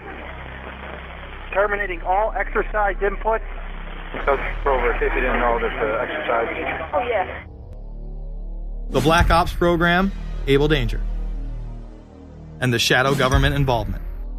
This morning we learned that the Vice President wasn't the only one sent to an undisclosed location on September 11th, that an entire backup government was and is still there and may be there for as long as anyone now at least can imagine. As well as much, much more. The government has lied about 9/11 repeatedly and used it to dominate the Middle East, while creating an evolving police state here, encroaching on civil liberties at home. And of course, building a new world order. There is a chance for the President of the United States to use this disaster to carry out what his father, a phrase his father used, I think, only once, and hasn't been used since, and that is a new world order. We know now that September 11th of 2001 was the beginning of what we might call a new world order. The new world order that this president's father talked about with such great enthusiasm seems to be high on the agenda of this administration. Under the second Bush administration, massive amounts of civil liberties were openly and brazenly taken away following 9/11. The passage of the Patriot Acts, the Military Commissions Act, and other horrifying anti-constitutional legislation was enabled by the incredible amount of fear generated by the media, all in the name of keeping us safe here at home. The war itself would create huge profits for the military-industrial complex, and the globalists would seize even more power and control over Middle Eastern resources in what they planned to become a Eurasian Union under their control. Although the establishment claimed to be fighting for our freedom abroad, they were destroying our sovereignty by stealth. Expanding on NAFTA, they were able to consolidate power on the domestic front by deindustrializing the United States through CAFTA, the Central American Free Trade Agreement, as well as the SPP, the Securities and Prosperity Partnership. Opponents, however, say the initiative is nothing less than a plan to create a North American Union that would eliminate sovereignty for all three nations. Building on the North American Free Trade Agreement, the NAFTA section of the Commerce Department is busy drafting laws and regulations for a North American Union, a union of Canada, America, and Mexico.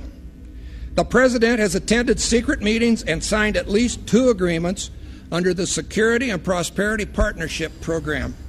The stated goal established by Presidents Bush, Fox, and Prime Minister Paul Martin is integration by 2010. It's a plan from the business elites, the political elites, that will cost more American jobs, cost American sovereignty, but it would fulfill the President's father's vision. Now, former United States Trade Ambassador Robert Zoellick is talking about it again with renewed vigor. This time, a new world order with business at the helm of trade and economic policy. It's an agenda that goes hand in hand with the United States, Mexico, and Canada working quietly and behind the scenes to promote a common market with common deregulation for the benefit of multinational corporations. It's remarkable to me, the arrogance, the idea of just simply throwing away the nation's sovereignty, but they're trying to do so in so many ways. People better understand that they mean exactly what they're saying. It's a new world order they're trying to create. Dobbs, the only mainstream anchor to expose the new world order, resigned shortly after bullets were fired into his home. The elite do not plan on waiting around for these unions to be formed before implementing the next step in global government.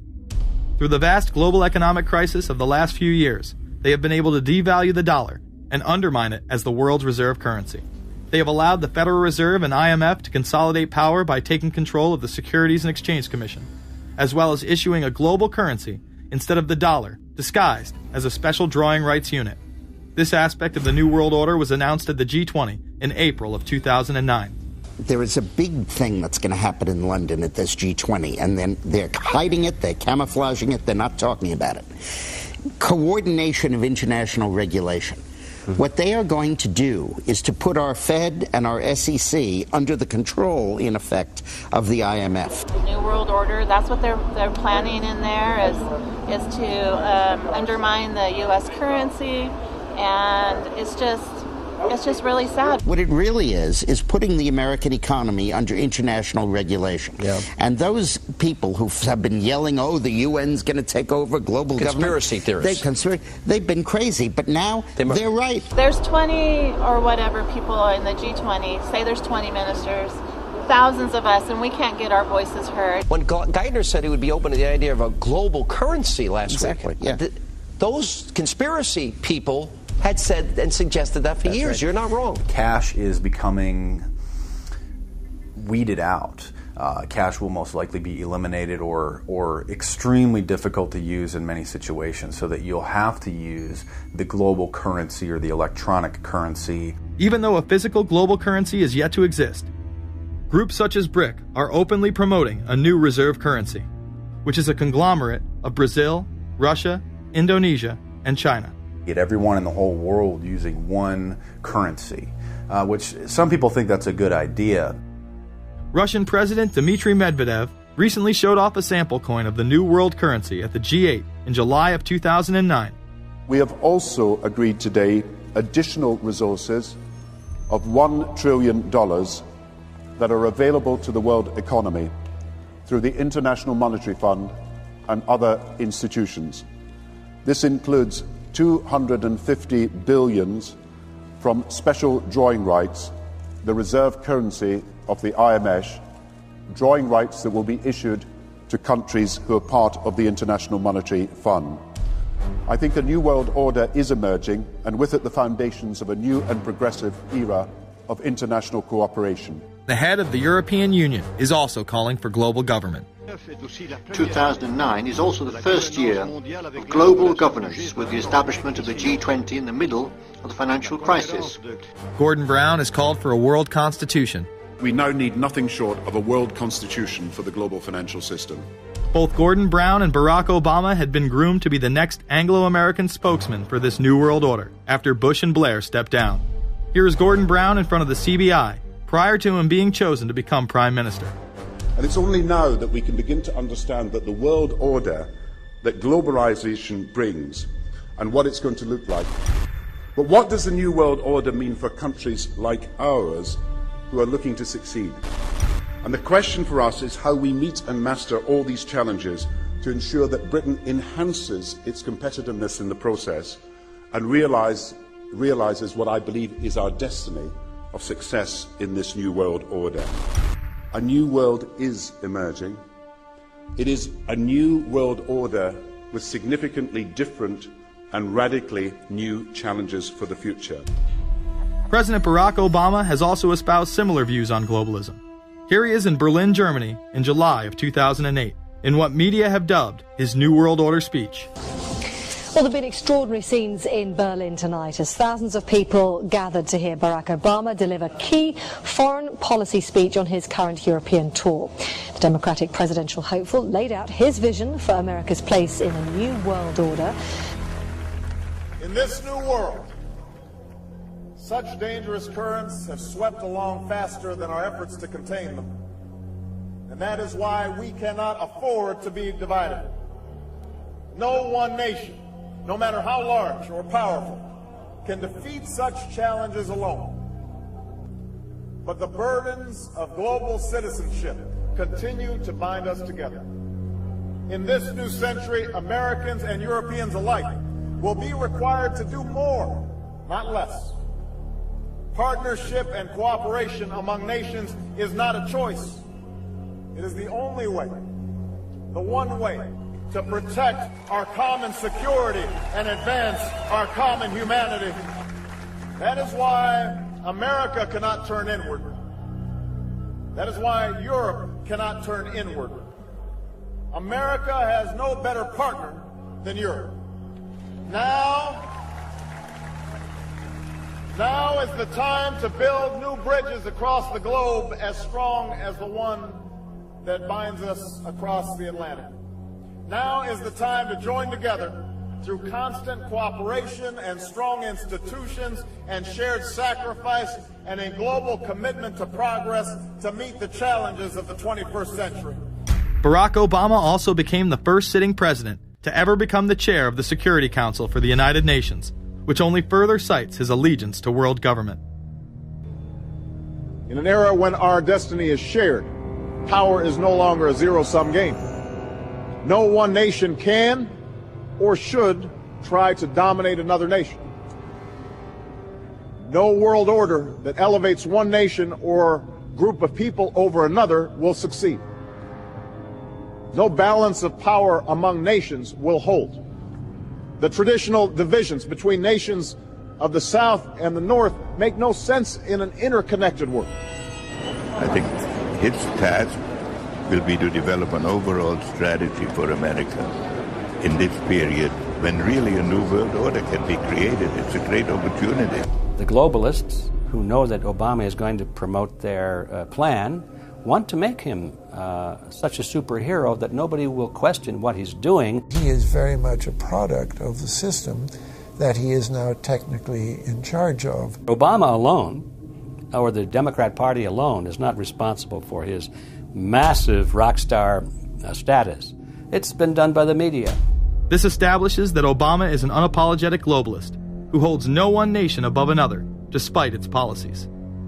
Perhaps we should move towards a society more like China if that's the case. After all, on the 60th anniversary of the communist Mao regime takeover, the Empire State Building, once a proud symbol of the United States, was lit in the colors of the Communist Party halfway across the world. In fact, following the United Nations Copenhagen Conference in December of 2009, the Washington Post ran the headline, "Copenhagen Climate Deal Shows New World Order May Be Led by U.S., China." The Copenhagen Conference was disguised as a summit that would save the planet from man-made global warming by cutting carbon emissions. When taking a look at the almost 200-page document that was being proposed, it becomes evident that this was yet another attempt to establish global government and set up a global tax. In Section 38, it states, "The scheme for the new institutional arrangement under the Convention will be based on three basic pillars: government, facilitative mechanism, and financial mechanism." In Section 47, subsection F, it discusses cap-and-trade schemes and carbon taxes and the use of new and existing flexible carbon market mechanisms. These cap-and-trade schemes were just that, a scheme to further transfer the wealth from the poor to the ultra-rich. One of the ways it will drive the change is through global governance and global agreements. The fact that our president even attended should be considered treason. Just weeks before the conference, ClimateGate hit the media. Secret emails confirm that many of the United Nations lead scientists had engaged in fraud in order to promote the idea that man-made global warming was occurring and that carbon dioxide was a toxic gas. In reality, they admitted the Earth had been cooling for the last decade and that they had destroyed the source data in order to ensure the scientific community would be unable to review their findings. Bill Jones was forced to resign from his position at East Anglia University, and Penn State has launched an investigation into Michael Mann. Because of the scandal, many countries refused to sign the agreement, and instead only 25 heads of state, including rock star President and Savior Barack Obama, signed a much shorter and broader accord. The document states that a high-level panel will be created, and that parties will be subject to domestic auditing, supervision, and assessment. The climate conference in Copenhagen is another step towards the global management of our planet. The idea that carbon dioxide, the life force for plants here on Earth, is a toxic gas and should be taxed is laughable. There have been numerous periods of time in which the Earth has had vastly more carbon in the atmosphere than present day. In areas where there have been volcanic eruptions which emit large amounts of CO2, plants have benefited, and there is no negative impact on the surrounding environment, as well as indigenous people from the excess carbon dioxide. The globalists promote this theory to keep mankind in fear, not only for the establishment of a global government and a global carbon tax, but the literal control of the entire planet. An even darker side to the scam of man-made global warming exists, In reality, it's about population control. Ted Turner reveals himself here in this interview with Charlie Rose. We've got to stabilize the population. When I was born, there were so what's wrong with the population? I mean, with too many people. That's why we have global warming. We have global warming because too many people are using too much stuff. We've got to stabilize population on a voluntary basis. Everybody in the world's got to pledge to themselves that 1 or 2 children is it. Not doing it will be catastrophic. We'll have 8 degrees. We'll be 8 degrees hotter in 30 or 40 years, and basically none of the crops will grow. Most of the people will have died, and the rest of us will be cannibals. Civilization will have broken down. What the few people who are left will be living in a failed state like Somalia or Sudan, and living conditions will be intolerable. The droughts will be so bad there'll be no more corn growing. Not doing it is suicide. Unbelievably, when Turner met with other globalists, David Rockefeller, Warren Buffett, Bill Gates, Michael Bloomberg, and even Oprah Winfrey to discuss population control, they were portrayed as superheroes.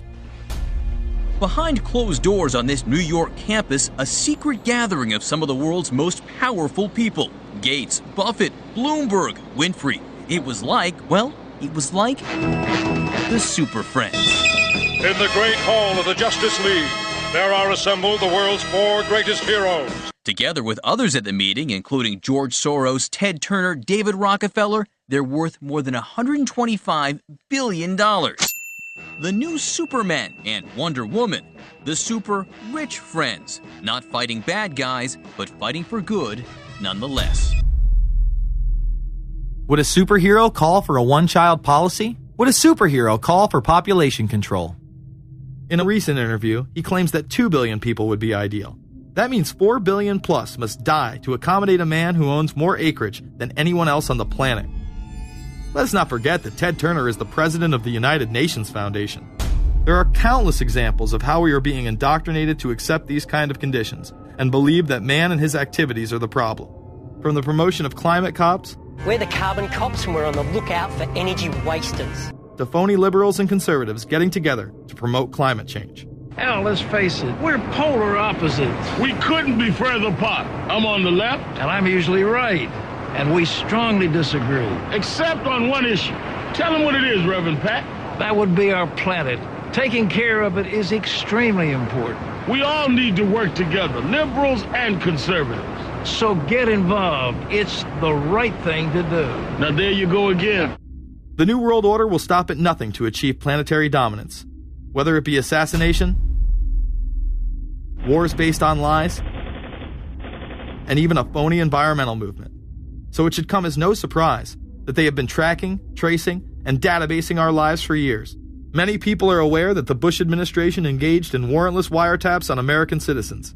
What they don't understand is that it has come out in court that all the major telecommunications companies have been secretly storing every piece of data received from our phones and our computers and handing them over to the National Security Agency. You heard about the government secretly listening in on phone conversations without a warrant. But there is evidence that your email is also being tapped. The government has been intercepting most emails as part of its terrorist surveillance program. That program has been criticized as illegal because it's missing an important ingredient: search warrants. Several years ago, Klein says he came to suspect that AT&T had installed secret computer gear designed to spy on internet traffic at the request of the National Security Agency. This is just a small part of the picture, as AT&T was not the only company involved and emails were not the only issue. The NSA was installing Norris Insight systems, which are capable of monitoring billions of bits of internet traffic per second. It was also able to monitor any calls traffic through its system, all websites visited, all instant messaging, and separate types of transaction records. The secret room at AT&T contains gear which enables the government to look at every individual message on the internet and analyze exactly what people are doing. Here's another document. It mentions a company called Norris. Norris makes computer software that can swallow and analyze 10 gigabytes of information every second. That means it could go through all the information in all the books in the Library of Congress in a little over 15 minutes. The documents Klein and others were able to produce were then censored by the NSA. Bankston isn't allowed to talk about the documents in detail. The government has since had them sealed. But he says what is in there boggles the mind. We are talking about a substantial portion of all the communications traffic in the United States. The policies have been shielded by the Obama administration and continue to this day. Attorney General Holder has publicly stated lawsuits be thrown out of court. And after several attempts, Klein and other cases were thrown out as well. Once again citing the national security of what used to be a constitutional republic, not a massive corrupt slave state. Living in the New World Order, when it's close to completion, for the average citizen, for people like you and me, is going to be essentially slavery. We're never going to be able to get ahead. We're never going to be able to amass enough wealth, essentially to retire or to do what we want to do in life. We're going to constantly be working for the man. They're creating essentially a two-class system. So it's going to be an inner ruling elite and then everyone else. And I got news for you. You're everyone else. The New World Order that is currently being built revolves around creating a global technopoly ruled by the elite, in which they dominate and control a severely reduced populace, which they treat as their pets. In the New World Order, the people are the enemy. Internal documents released in March of 2009 reveal that the Department of Homeland Security is targeting citizens who discussed the New World Order, people with a Christian identity or sovereign citizens who argue that the government has gotten away from the intent of the Constitution and are strong states' rights advocates.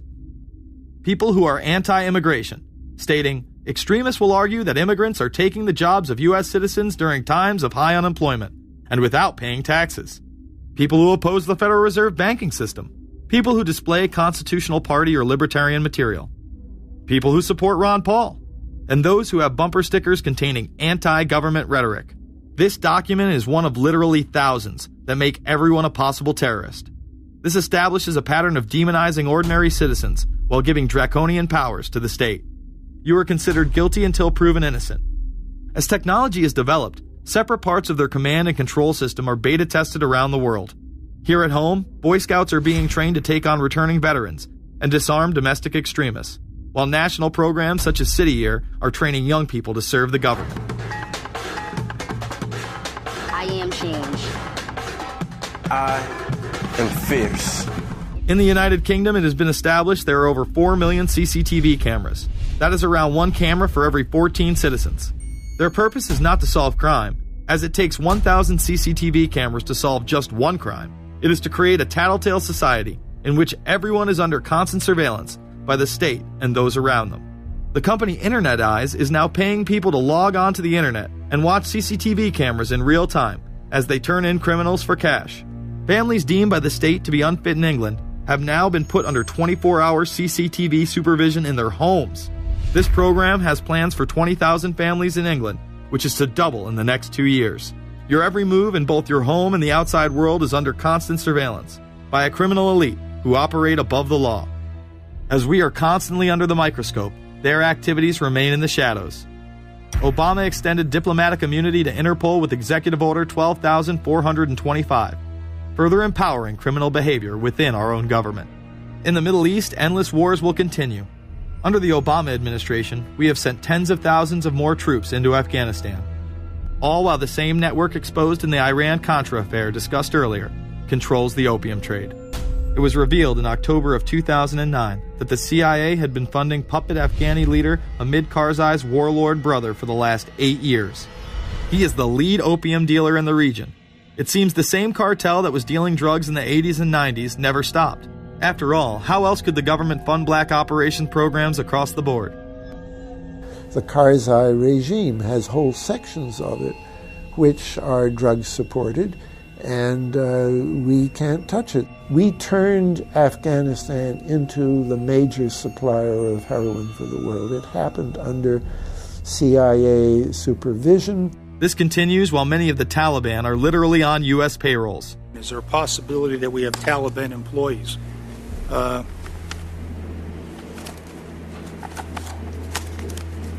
commander in the field, or I should say the COCOM commander, General Petraeus, has made it a conscious effort to, as part of his coin strategy, to hire local nationals. I can't talk in this form, nor am I the qualified guy to talk about it, but there is no doubt in my mind, one day you're on one side of the ledger, the other day you may be on the other side of the ledger.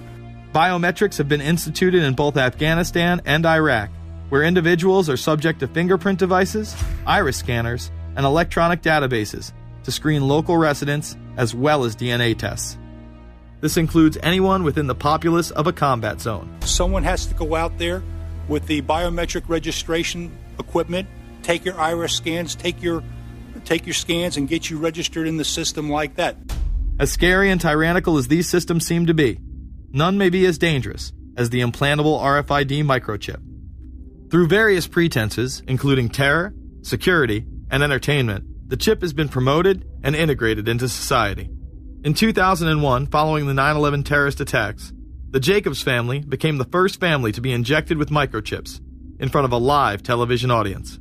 We have a Florida family who are really pioneers in a brave new world. They have volunteered to be the first ever to have microchip identification devices implanted into their body. After 9/11, I was really concerned with the security of my family.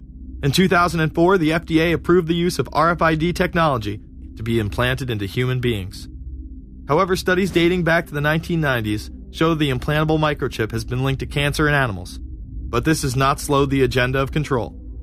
In Barcelona, trendies get chips in order to receive VIP status at the exclusive Baja nightclub. A simple swipe of the arm gets them in without a line, and it pays for their drinks too. The Mexican government also chipped employees for security measures in 2004. We were interested today to hear that more than 100 law enforcement officials in Mexico are having microchips implanted in their arms. The chips allow a person to be scanned, sort of like a cereal box at the supermarket checkout. Mexico's Attorney General and 160 of his deputies have had microchips implanted in their arms. It is to provide access, said the Attorney General, to the right people in exclusive areas. Today, aside from being promoted as a device that can save your life by storing all of your medical information in it, it is being promoted as the next generation tool for video gaming. Sega developer Yu Suzuki plans on developing gaming technology using implantable RFIDs. He states, people that have some sort of chips in their bodies, to be able to keep track of vital signs, so it doesn't have to be a scary thing. But you could put a sensor here, you know, a bit like the Matrix, as he points to his arm. It's not really something only in the future. Some people already have them, chips in their bodies. Suzuki is correct. It has never been easier to order a microchip online and implant it under your skin. Microchips implanted in your hand, arm, or shoulder is just the beginning. Some have already taken implantable brain chips that may enable the blind to see again, the deaf to hear, and much, much more, including the ability to download information directly into the brain and instantly communicate with anyone in the world, creating a worldwide mind. It's very interesting that the way that the New World Order is going is moving towards a system that is identical to that, whether it's going to be an implantable microchip, an RFID, a thumb scan, whether it's going to be some sort of a tattoo. Imagine a planet where every human being is required to be chipped at birth. This would be the final tool implemented in a command and control world government system in which the elite rule the masses with total control of their lives. This is, of course, a terrible predicament for those of us who are convinced that this system is slowly but surely destroying this country and has to be changed. But we can't count on the elected presidents to do it, and we can't count on the elected Congress to do it. We somehow have to mobilize the technological resources of the internet to create some kind of new political force in this country. So is there anything else about the ruling class we should know? Politicians, business leaders, and media figures are often portrayed as pillars of morality while they describe themselves as Christian conservatives. Nothing could be further from the truth. In reality, many of the elite are groomed at a young age to take part in occult rituals. Those who attend Yale are indoctrinated into the Order of Skull and Bones, an elite secret society cloaked as a fraternal order. Yale University is 300 years old this year, and were you to visit its campus, you would see that it still has exotic clubhouses, which look like tombs where Yale's legendary secret societies meet. Their prestige and importance have largely evaporated, but the rituals are still a secret. And so when we heard that some enterprising characters had managed to spy on the famous Skull and Bones Society, we couldn't resist. Skull and Bones people say it's a fraternity at Yale University, but it's really a postgraduate organization. So it was founded in 1832. And it's not like a normal fraternity. People don't pledge. These people choose who they want to come. So they do the recruiting. They recruit 15 people every year. People who they see are going to be powerful people in the future. So they're recruited when they're a junior in college. A lot of these people come from really wealthy and influential families because they know that this person has the resources to then elevate them to a position of power that can benefit the club. The video shows the neophytes, or initiates, kissing a skull, then performing a mock human sacrifice. Horrific screams caught on tape include chants of, "The devil equals death, death equals the devil." True. Famous alums include Senators John Kerry and John Chafee, to name two, cabinet secretaries such as Averell Harriman, and 3 presidents, William Taft, George Bush, and George W. Bush, who's been reluctant to talk about Skull and Bones. Does it still exist? The thing is so secret, I'm not even sure it still exists. Former Skull and Bones members and current members have been presidents, heads of the CIA, senators, heads of business. I mean, huge, huge corporations. These people have the network that brings them to such a position of power that most people could only dream of. Bush would run against his fellow bonesman and distant cousin John Kerry in 2004. You both were members of Skull and Bones, a secret society at Yale. What does that tell us? Not much, because it's a secret. Is there a secret handshake? Is there a secret code? I wish there were something secret I could manifest. 322, a secret number? There are all kinds of secrets, Tim. You were both in Skull and Bones, the secret society. It's so secret we can't talk about it. What does that mean for America? The conspiracy theorists are going to go wild. I'm sure they are. I don't know. I haven't seen the web. Number 322? This is an elaborate, occult, ritualistic entry into this group that they are now a member of for life. This culture of death and the occult continues long after college. Later on in life, these pagan rituals carry on in the redwoods of Sonoma, California. And what is the Bohemian Grove? Well, it's a kind of summer camp for the powerful, an all-male gathering in great secrecy. This group was formed in the late 1800s by artists, industrialists, and politicians. Bohemian attendees worship the owl as their deity. The Aztecs, Mayans, and other natives of Mesoamerica considered the owl a symbol of destruction and death. This is why the opening ritual for the club is the cremation of care. During the ritual, the effigy of a baby is rowed across the water by the Grim Reaper and given to a high priest, who then tosses it on a fiery sacrificial altar of a 40-foot owl god. It is an earth-based ritual in which care is burned away. The conscience is symbolically cast aside so that they may ignore the pain they have inflicted on others for the advancement of their own agendas. With this ceremony called the cremation of care, that begins the 2-week encampment where the body of dull care, symbolizing woes and concerns, is burned on an altar in front of a big owl statue.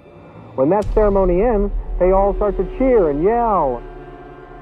You have to ask yourself why it is that somebody would want to do that, let alone these elite people. And if you look at the elite throughout history, many of the people that achieve pinnacles of power are into the occult. They seek a supernatural way to gain power. Why are Christian conservatives such as the Bushes and Newt Gingrich attending the Grove? And I recognize I'm not going to be invited to Renaissance Weekend or that Bohemian deal where Newt, Rush, and Dick all sit in a teepee naked beating on tom-toms. Why does the media barely mention the Grove? Because many of them are in attendance. Late political cartoonist Phil Frank of the San Francisco Chronicle draws a reporter thinking about his loyalties to Bohemian Grove as he takes notes for a story. Stories about what happens in these redwoods are hard to come by. A campground statue reminds Bohemians to keep their mouths shut about the Grove. Many world events have been shaped at the Grove, including the creation of the atomic bomb. Discussions at the Grove in the 1930s helped lead to the development of nuclear power and the atomic bomb. Every Republican president since Calvin Coolidge has been a member, as well as many Democrats, including Jimmy Carter. If you look at the membership lists of the Bohemian Grove and the Council on Foreign Relations, the Bilderberg Group, a lot of the key level people are overlapping and are involved in numerous groups.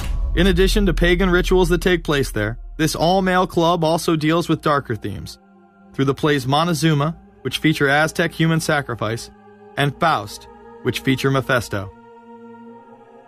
Some of these plays are disturbingly flamboyant. Many of the elitists have a penchant for cross-dressing and singing show tunes. Perhaps that is why much of the all-male staff also happen to be homosexuals. Well, each year, many of them seem to have a stunt or try to come up with a stunt. Last year, in 1980, the popular button was Free the Fortune 500. Bohemian Grove that I attend one time to time. It is the most faggot goddamn thing you will ever imagine. In 2004, the New York Post reported that gay porn star Chad Savage would be servicing moguls at the Bohemian Grove. In recent years, several politicians have been outed in scandals, including Senator Larry Craig, who tried to solicit sex from an undercover officer in 2007.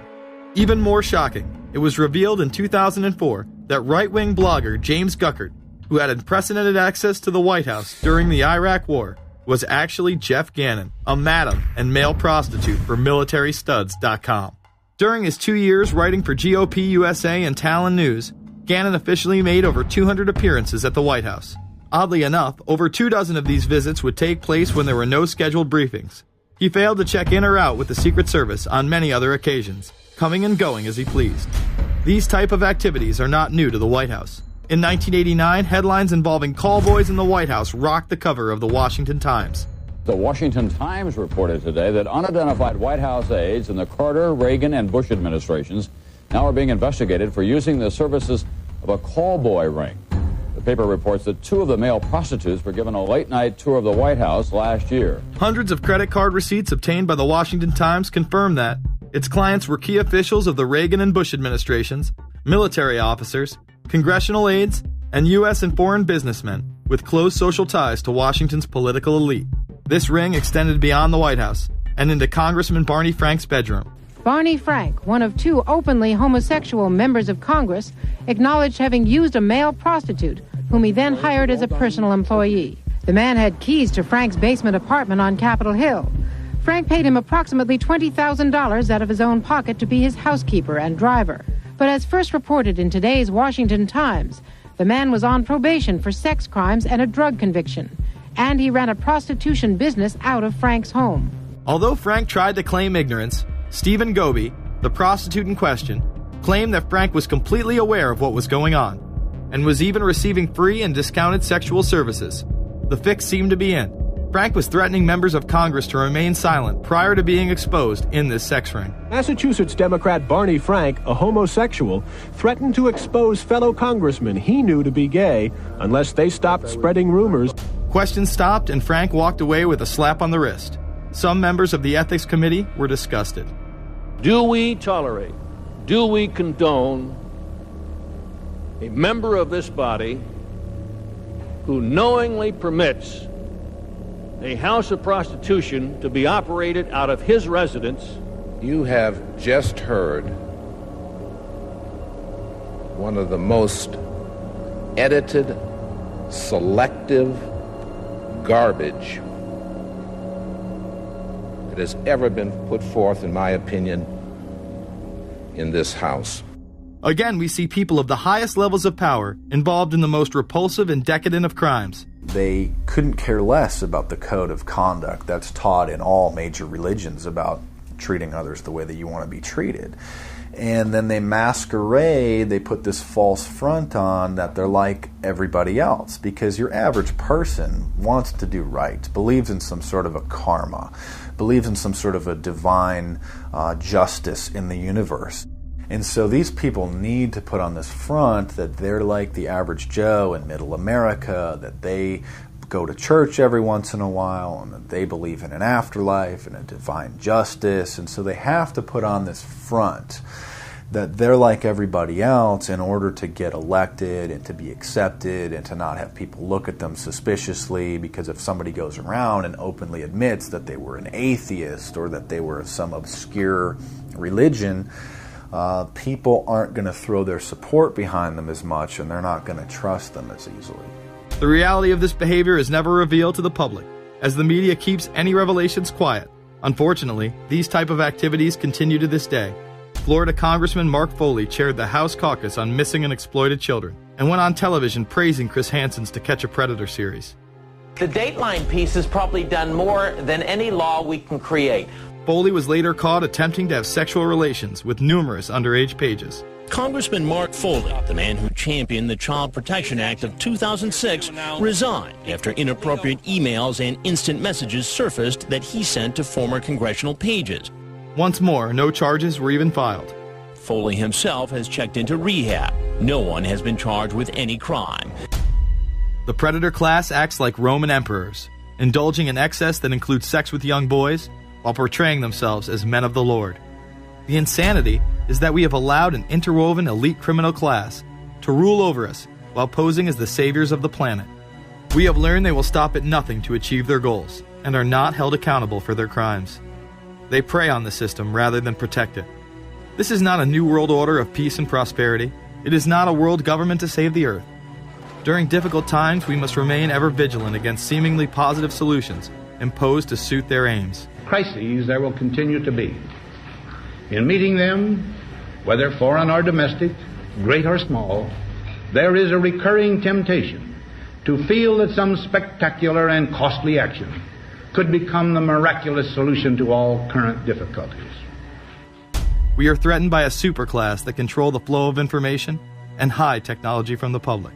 The prospect of domination of the nation's scholars by federal employment, project allocations, and the power of money is ever present and is gravely to be regarded. We must also be alert to the equal and opposite danger that public policy could itself become the captive of a scientific, technological elite. It is time to put down the remote control, to turn off your Xbox, and start paying attention. It is time to step away from everyday luxuries and pop culture and take action against a monolithic, concentrated evil in order to save what's left of humanity. We must now trade in our apathy for action in order to defeat this invisible empire.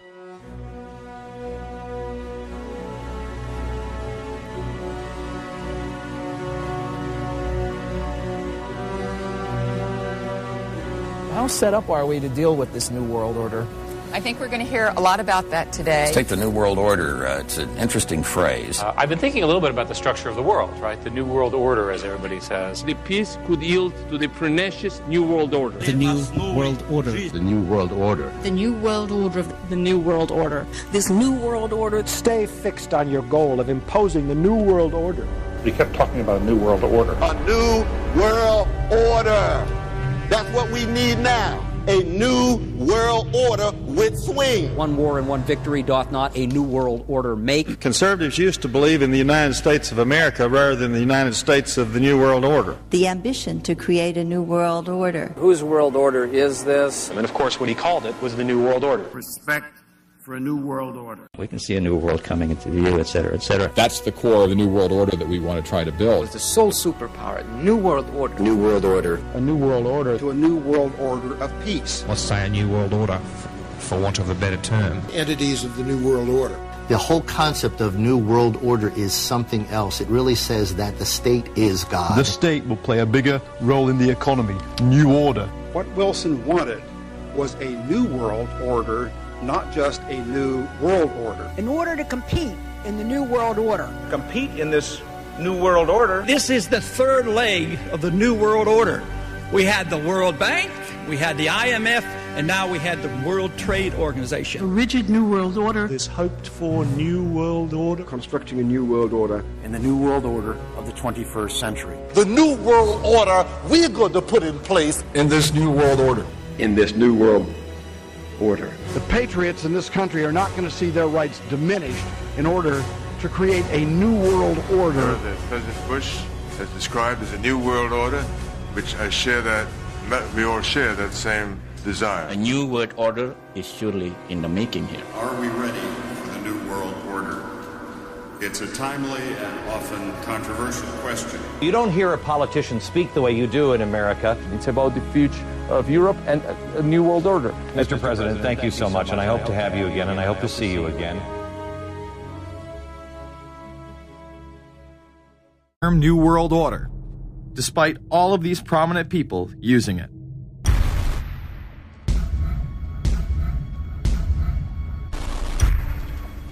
The world that maybe some people dreamt of at that conference back in Bournemouth, when it looked as if maybe history would end, that liberal democracy would triumph, that free market economics would slowly progress, and we'd have a new world order.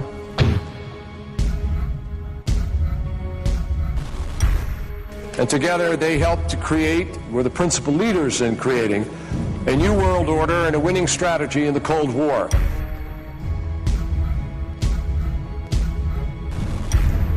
We are part of a new world order.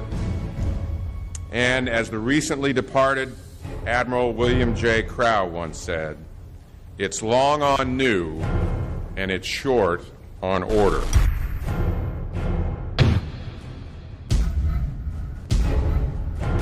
Walter Isaacson wrote a wonderful book about some of the wise men who helped shape the New World Order following the Second World War.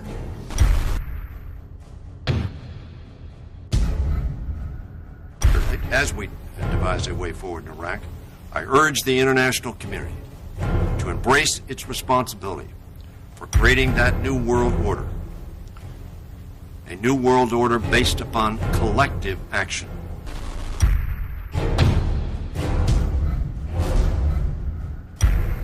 The transatlantic partnership was never just the foundation of our security. It was the foundation of our way of life. It was forged an experience of the most bitter and anguished kind. Out of it came a new Europe, a new world order, a new consensus as to how life should and could be lived.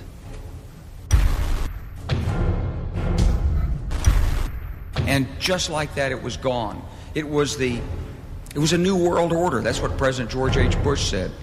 Harvard historian Francis Fukuyama pronounced the end of history. In fact, when it is used, that person is often dismissed out of hand because of the perception that it is nothing more than a conspiracy theory. Actually, the idea of global governance and a one world order has been around for centuries, and the term New World Order has been used frequently in recent history. The New World Order means different things to different people, but to those who expect to be in control of it, it means the same thing. It means all the world under their control. They believe that somebody must rule. After all, people are too darn dumb to know how to rule themselves. They figured that that's their role. The first in-depth publication of note was Samuel Zane Batten's work, The New World Order, which was published in 1919. Under the cloak of Christianity, this order speaks of a new world rising and advocates social control over all people and all resources. It promotes a world federation with a world parliament, an international court, and a global police force. Some of its goals are as follows. Community. The danger and loss in crime and degeneracy. The determination to make community life safe, sanitary, wholesome, and moral. Industrial. The disappearance of class distinctions and the solidarity of all interests in the economic process. National. The conception of the nation's welfare as the supreme concern, with the policy that everything shall contribute to this end, and every person must do some useful work. International. The creation of an international mind, with a world consciousness, and a world patriotism. The destruction of every arbitrary power that can separately and of its single choice disturb the peace of the world. World government is good, right? It put an end to war. Well, it could put an end to war because you just only have one dictator. I think Adolf Hitler had that in mind. He wanted a world government too, with himself as the master leader. Many have regarded Hitler as the apex of evil, a true heart of darkness. But how many people know that Hitler had his own vision of a new world order? Hitler had been promoted by the establishment. He graced the cover of Time magazine many times and was their Man of the Year twice. His vision was simple: unify Europe and then the world. The only real difference was that his order was racially motivated, instead of being based solely on religion. He even wrote a lesser-known follow-up to Mein Kampf in 1928 that many have dubbed My Order, or New World Order. President Roosevelt would condemn this order prior to World War II. Nazi forces openly seek to establish systems of government based on the regimentation of all human beings by a handful of individual rulers who seize power by force. Yes, these men and their hypnotized followers call this a new order. It is not new, and it is not order. The idea of globalization was so prominent in Nazi ideology that the 1936 Berlin Games would be the first time that the Olympic rings would be displayed prominently and promoted in order to glorify the Third Reich. This symbol represents the 5 major regions of the world: Africa, America, Asia, Europe, and Oceania, interlocking and coming together as one. This one world philosophy still defines the Olympic Games today. Australia, hello and welcome. One world, one dream. Hitler's methods of youth corps, concentration camps, eugenics, and military aggression were so visible to the rest of the world, he eventually failed. However, his vision of a new world order lived on. Author H.G. Wells, the man behind The Time Machine and War of the Worlds, would write about a planned world state in which there must be a common faith and law for mankind. In 1939, he would publish a full book on the matter called The New World Order. Wells again has a similar vision, stating that national individualism has to go and that sovereign states must end.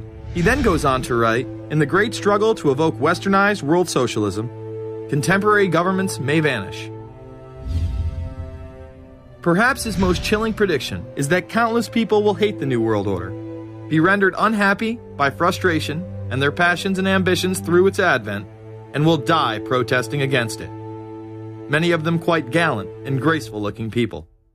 Collectivism is that concept where individuals are considered to be discardable, and that the group is more important, and that the ultimate group, of course, is the state. And so it boils down eventually to the fact that the state is the all-important unit of society, and citizens exist only to serve the state.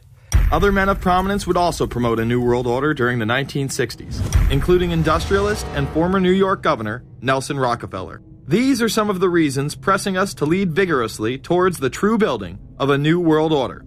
Rockefeller would also become vice president under Gerald Ford. Religious leader Pope Paul VI, delegates to international organizations, public officials, gentlemen of the press, teachers and educators, all of you must realize that you have your part to play in the construction of a New World Order. As well as former President Richard Nixon. And the hope that each of us has to build a new world order. However, Nixon was largely a mouthpiece for his most dominant advisor, Secretary of State Henry Kissinger. Kissinger may be the most vocal proponent for a New World Order of his era. He has called for it time and time again, in policy papers, meetings, and interviews. Time magazine recognized both Nixon and Kissinger as Men of the Year after announcing their New World Order in China. However, they were working on it long before. In these once classified documents, they both discussed the New Order with the President of Indonesia. Mainstream media was even critical of Kissinger's vision in the early 70s. In ragged, spasmodic fashion, a new world order is coming into being, but it looks less and less like the world order that Mr. Kissinger had constructed in his own mind. Kissinger's New World Order would fall under the radar for some time. However, it saw a vast revival during the first Bush administration. Here is Brent Scowcroft, former vice chairman of Kissinger Associates and former national security advisor under both Ford and Bush Sr., as he discusses the New World Order. Looking at the subtitle this morning, Are We Ready for the New World Order? Gives me something of the shudders, that phrase, New World Order. But was it all true? Prior to the invasion of Iraq, something didn't seem right. I then did a startling thing. I actually took a look at what happened that terrible September day. What I found horrified and angered me to such an extent that I took action. We were lied to, and lied to big time. Before I knew it, I went from a normal college student to the political guy at the party to one of the guys that brought you the first internet blockbuster, Loose Change. The film would not only change my life, but countless others as well. So if you've ever seen Loose Change, the documentary about September 11th, conspiracy theorist documentary, it is riveting. You watch it, and by the end, not even the end, 10 minutes in, you're like... You got your car packed, your head... You're just like, oh my God, it's all true. So every place, there's questions coming from this documentary. And you don't have to believe everything in the documentary to still have questions come up. And you look back and you remember what you saw and what you were told, and now you have questions. We got the boogeyman out there. Wow. See, for many years it was communism, then it was the war on drugs, now it's the war on terror. All through our life we've had to have a boogeyman. Loose Change took the truth about 9/11 into the mainstream with over 100 million views and allowed me to travel the country and even take on some of my detractors. The answer is no, they cannot. Jason, I think it's telling that every time you disagree with something, you call the people a liar. I'm not calling anybody a liar, sir. I'm calling you a liar because you are a liar. But if we were lied to about 9/11, then who was really behind it? A lot of people on the web were pointing towards the New World Order, but that was impossible. I mean, the Hulkster couldn't be involved, could he?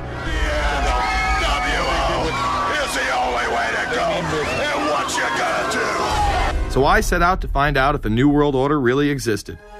And if it did, what was it? Who was involved? And what were their goals? The very word secrecy is repugnant in a free and open society. And we are, as a people, inherently and historically opposed to secret societies, to secret oaths, and to secret proceedings.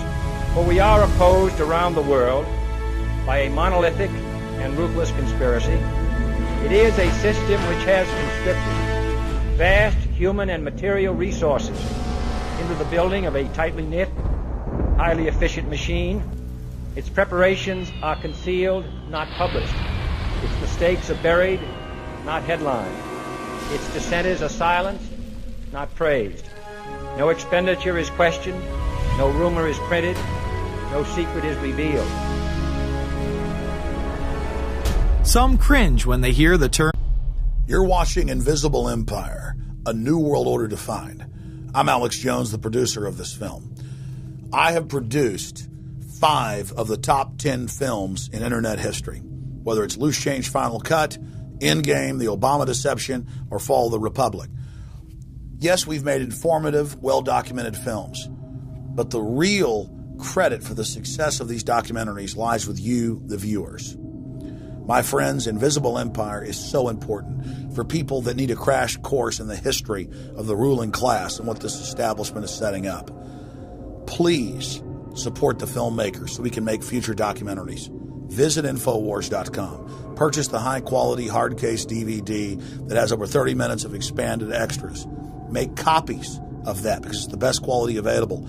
Give it to everyone you know. Have public showings, whether it's the library, a local theater, or your home. Get it out to everyone you know. Get a PrisonPlanet.tv membership. Download all my films in high quality. Burn them to disk and give them to everyone in your community. If we expose the globalist, there's no way they can carry out their hellish plan. The destiny of this film is in your hands. You've made our previous films incredible successes. I'm counting on you now. So again, Infowars.com to get the DVD or call toll-free 888-253-3139 or see them all in incredible high quality at PrisonPlanet.tv. The ball is in your court. PrisonPlanet.tv is a better tool than ever in the info war. Over 6 years of my radio and TV shows, all my films in super high quality, my book, Paul Watson's book, all there, 15 cents a day. Your support of PrisonPlanet.tv empowers the resistance to unlock minds worldwide.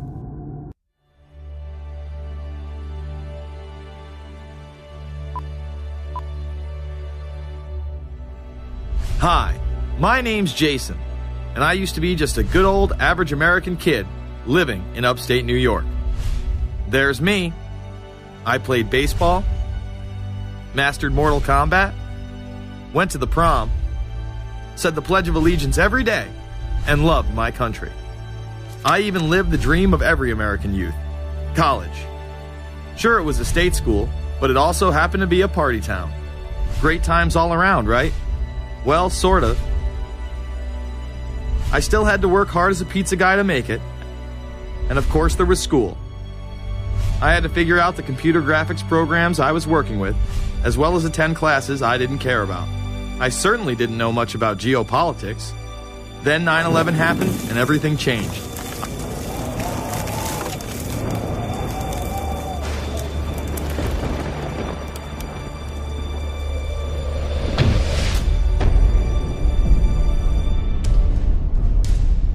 I was pissed. How dare the Muslim extremists massacre all those people?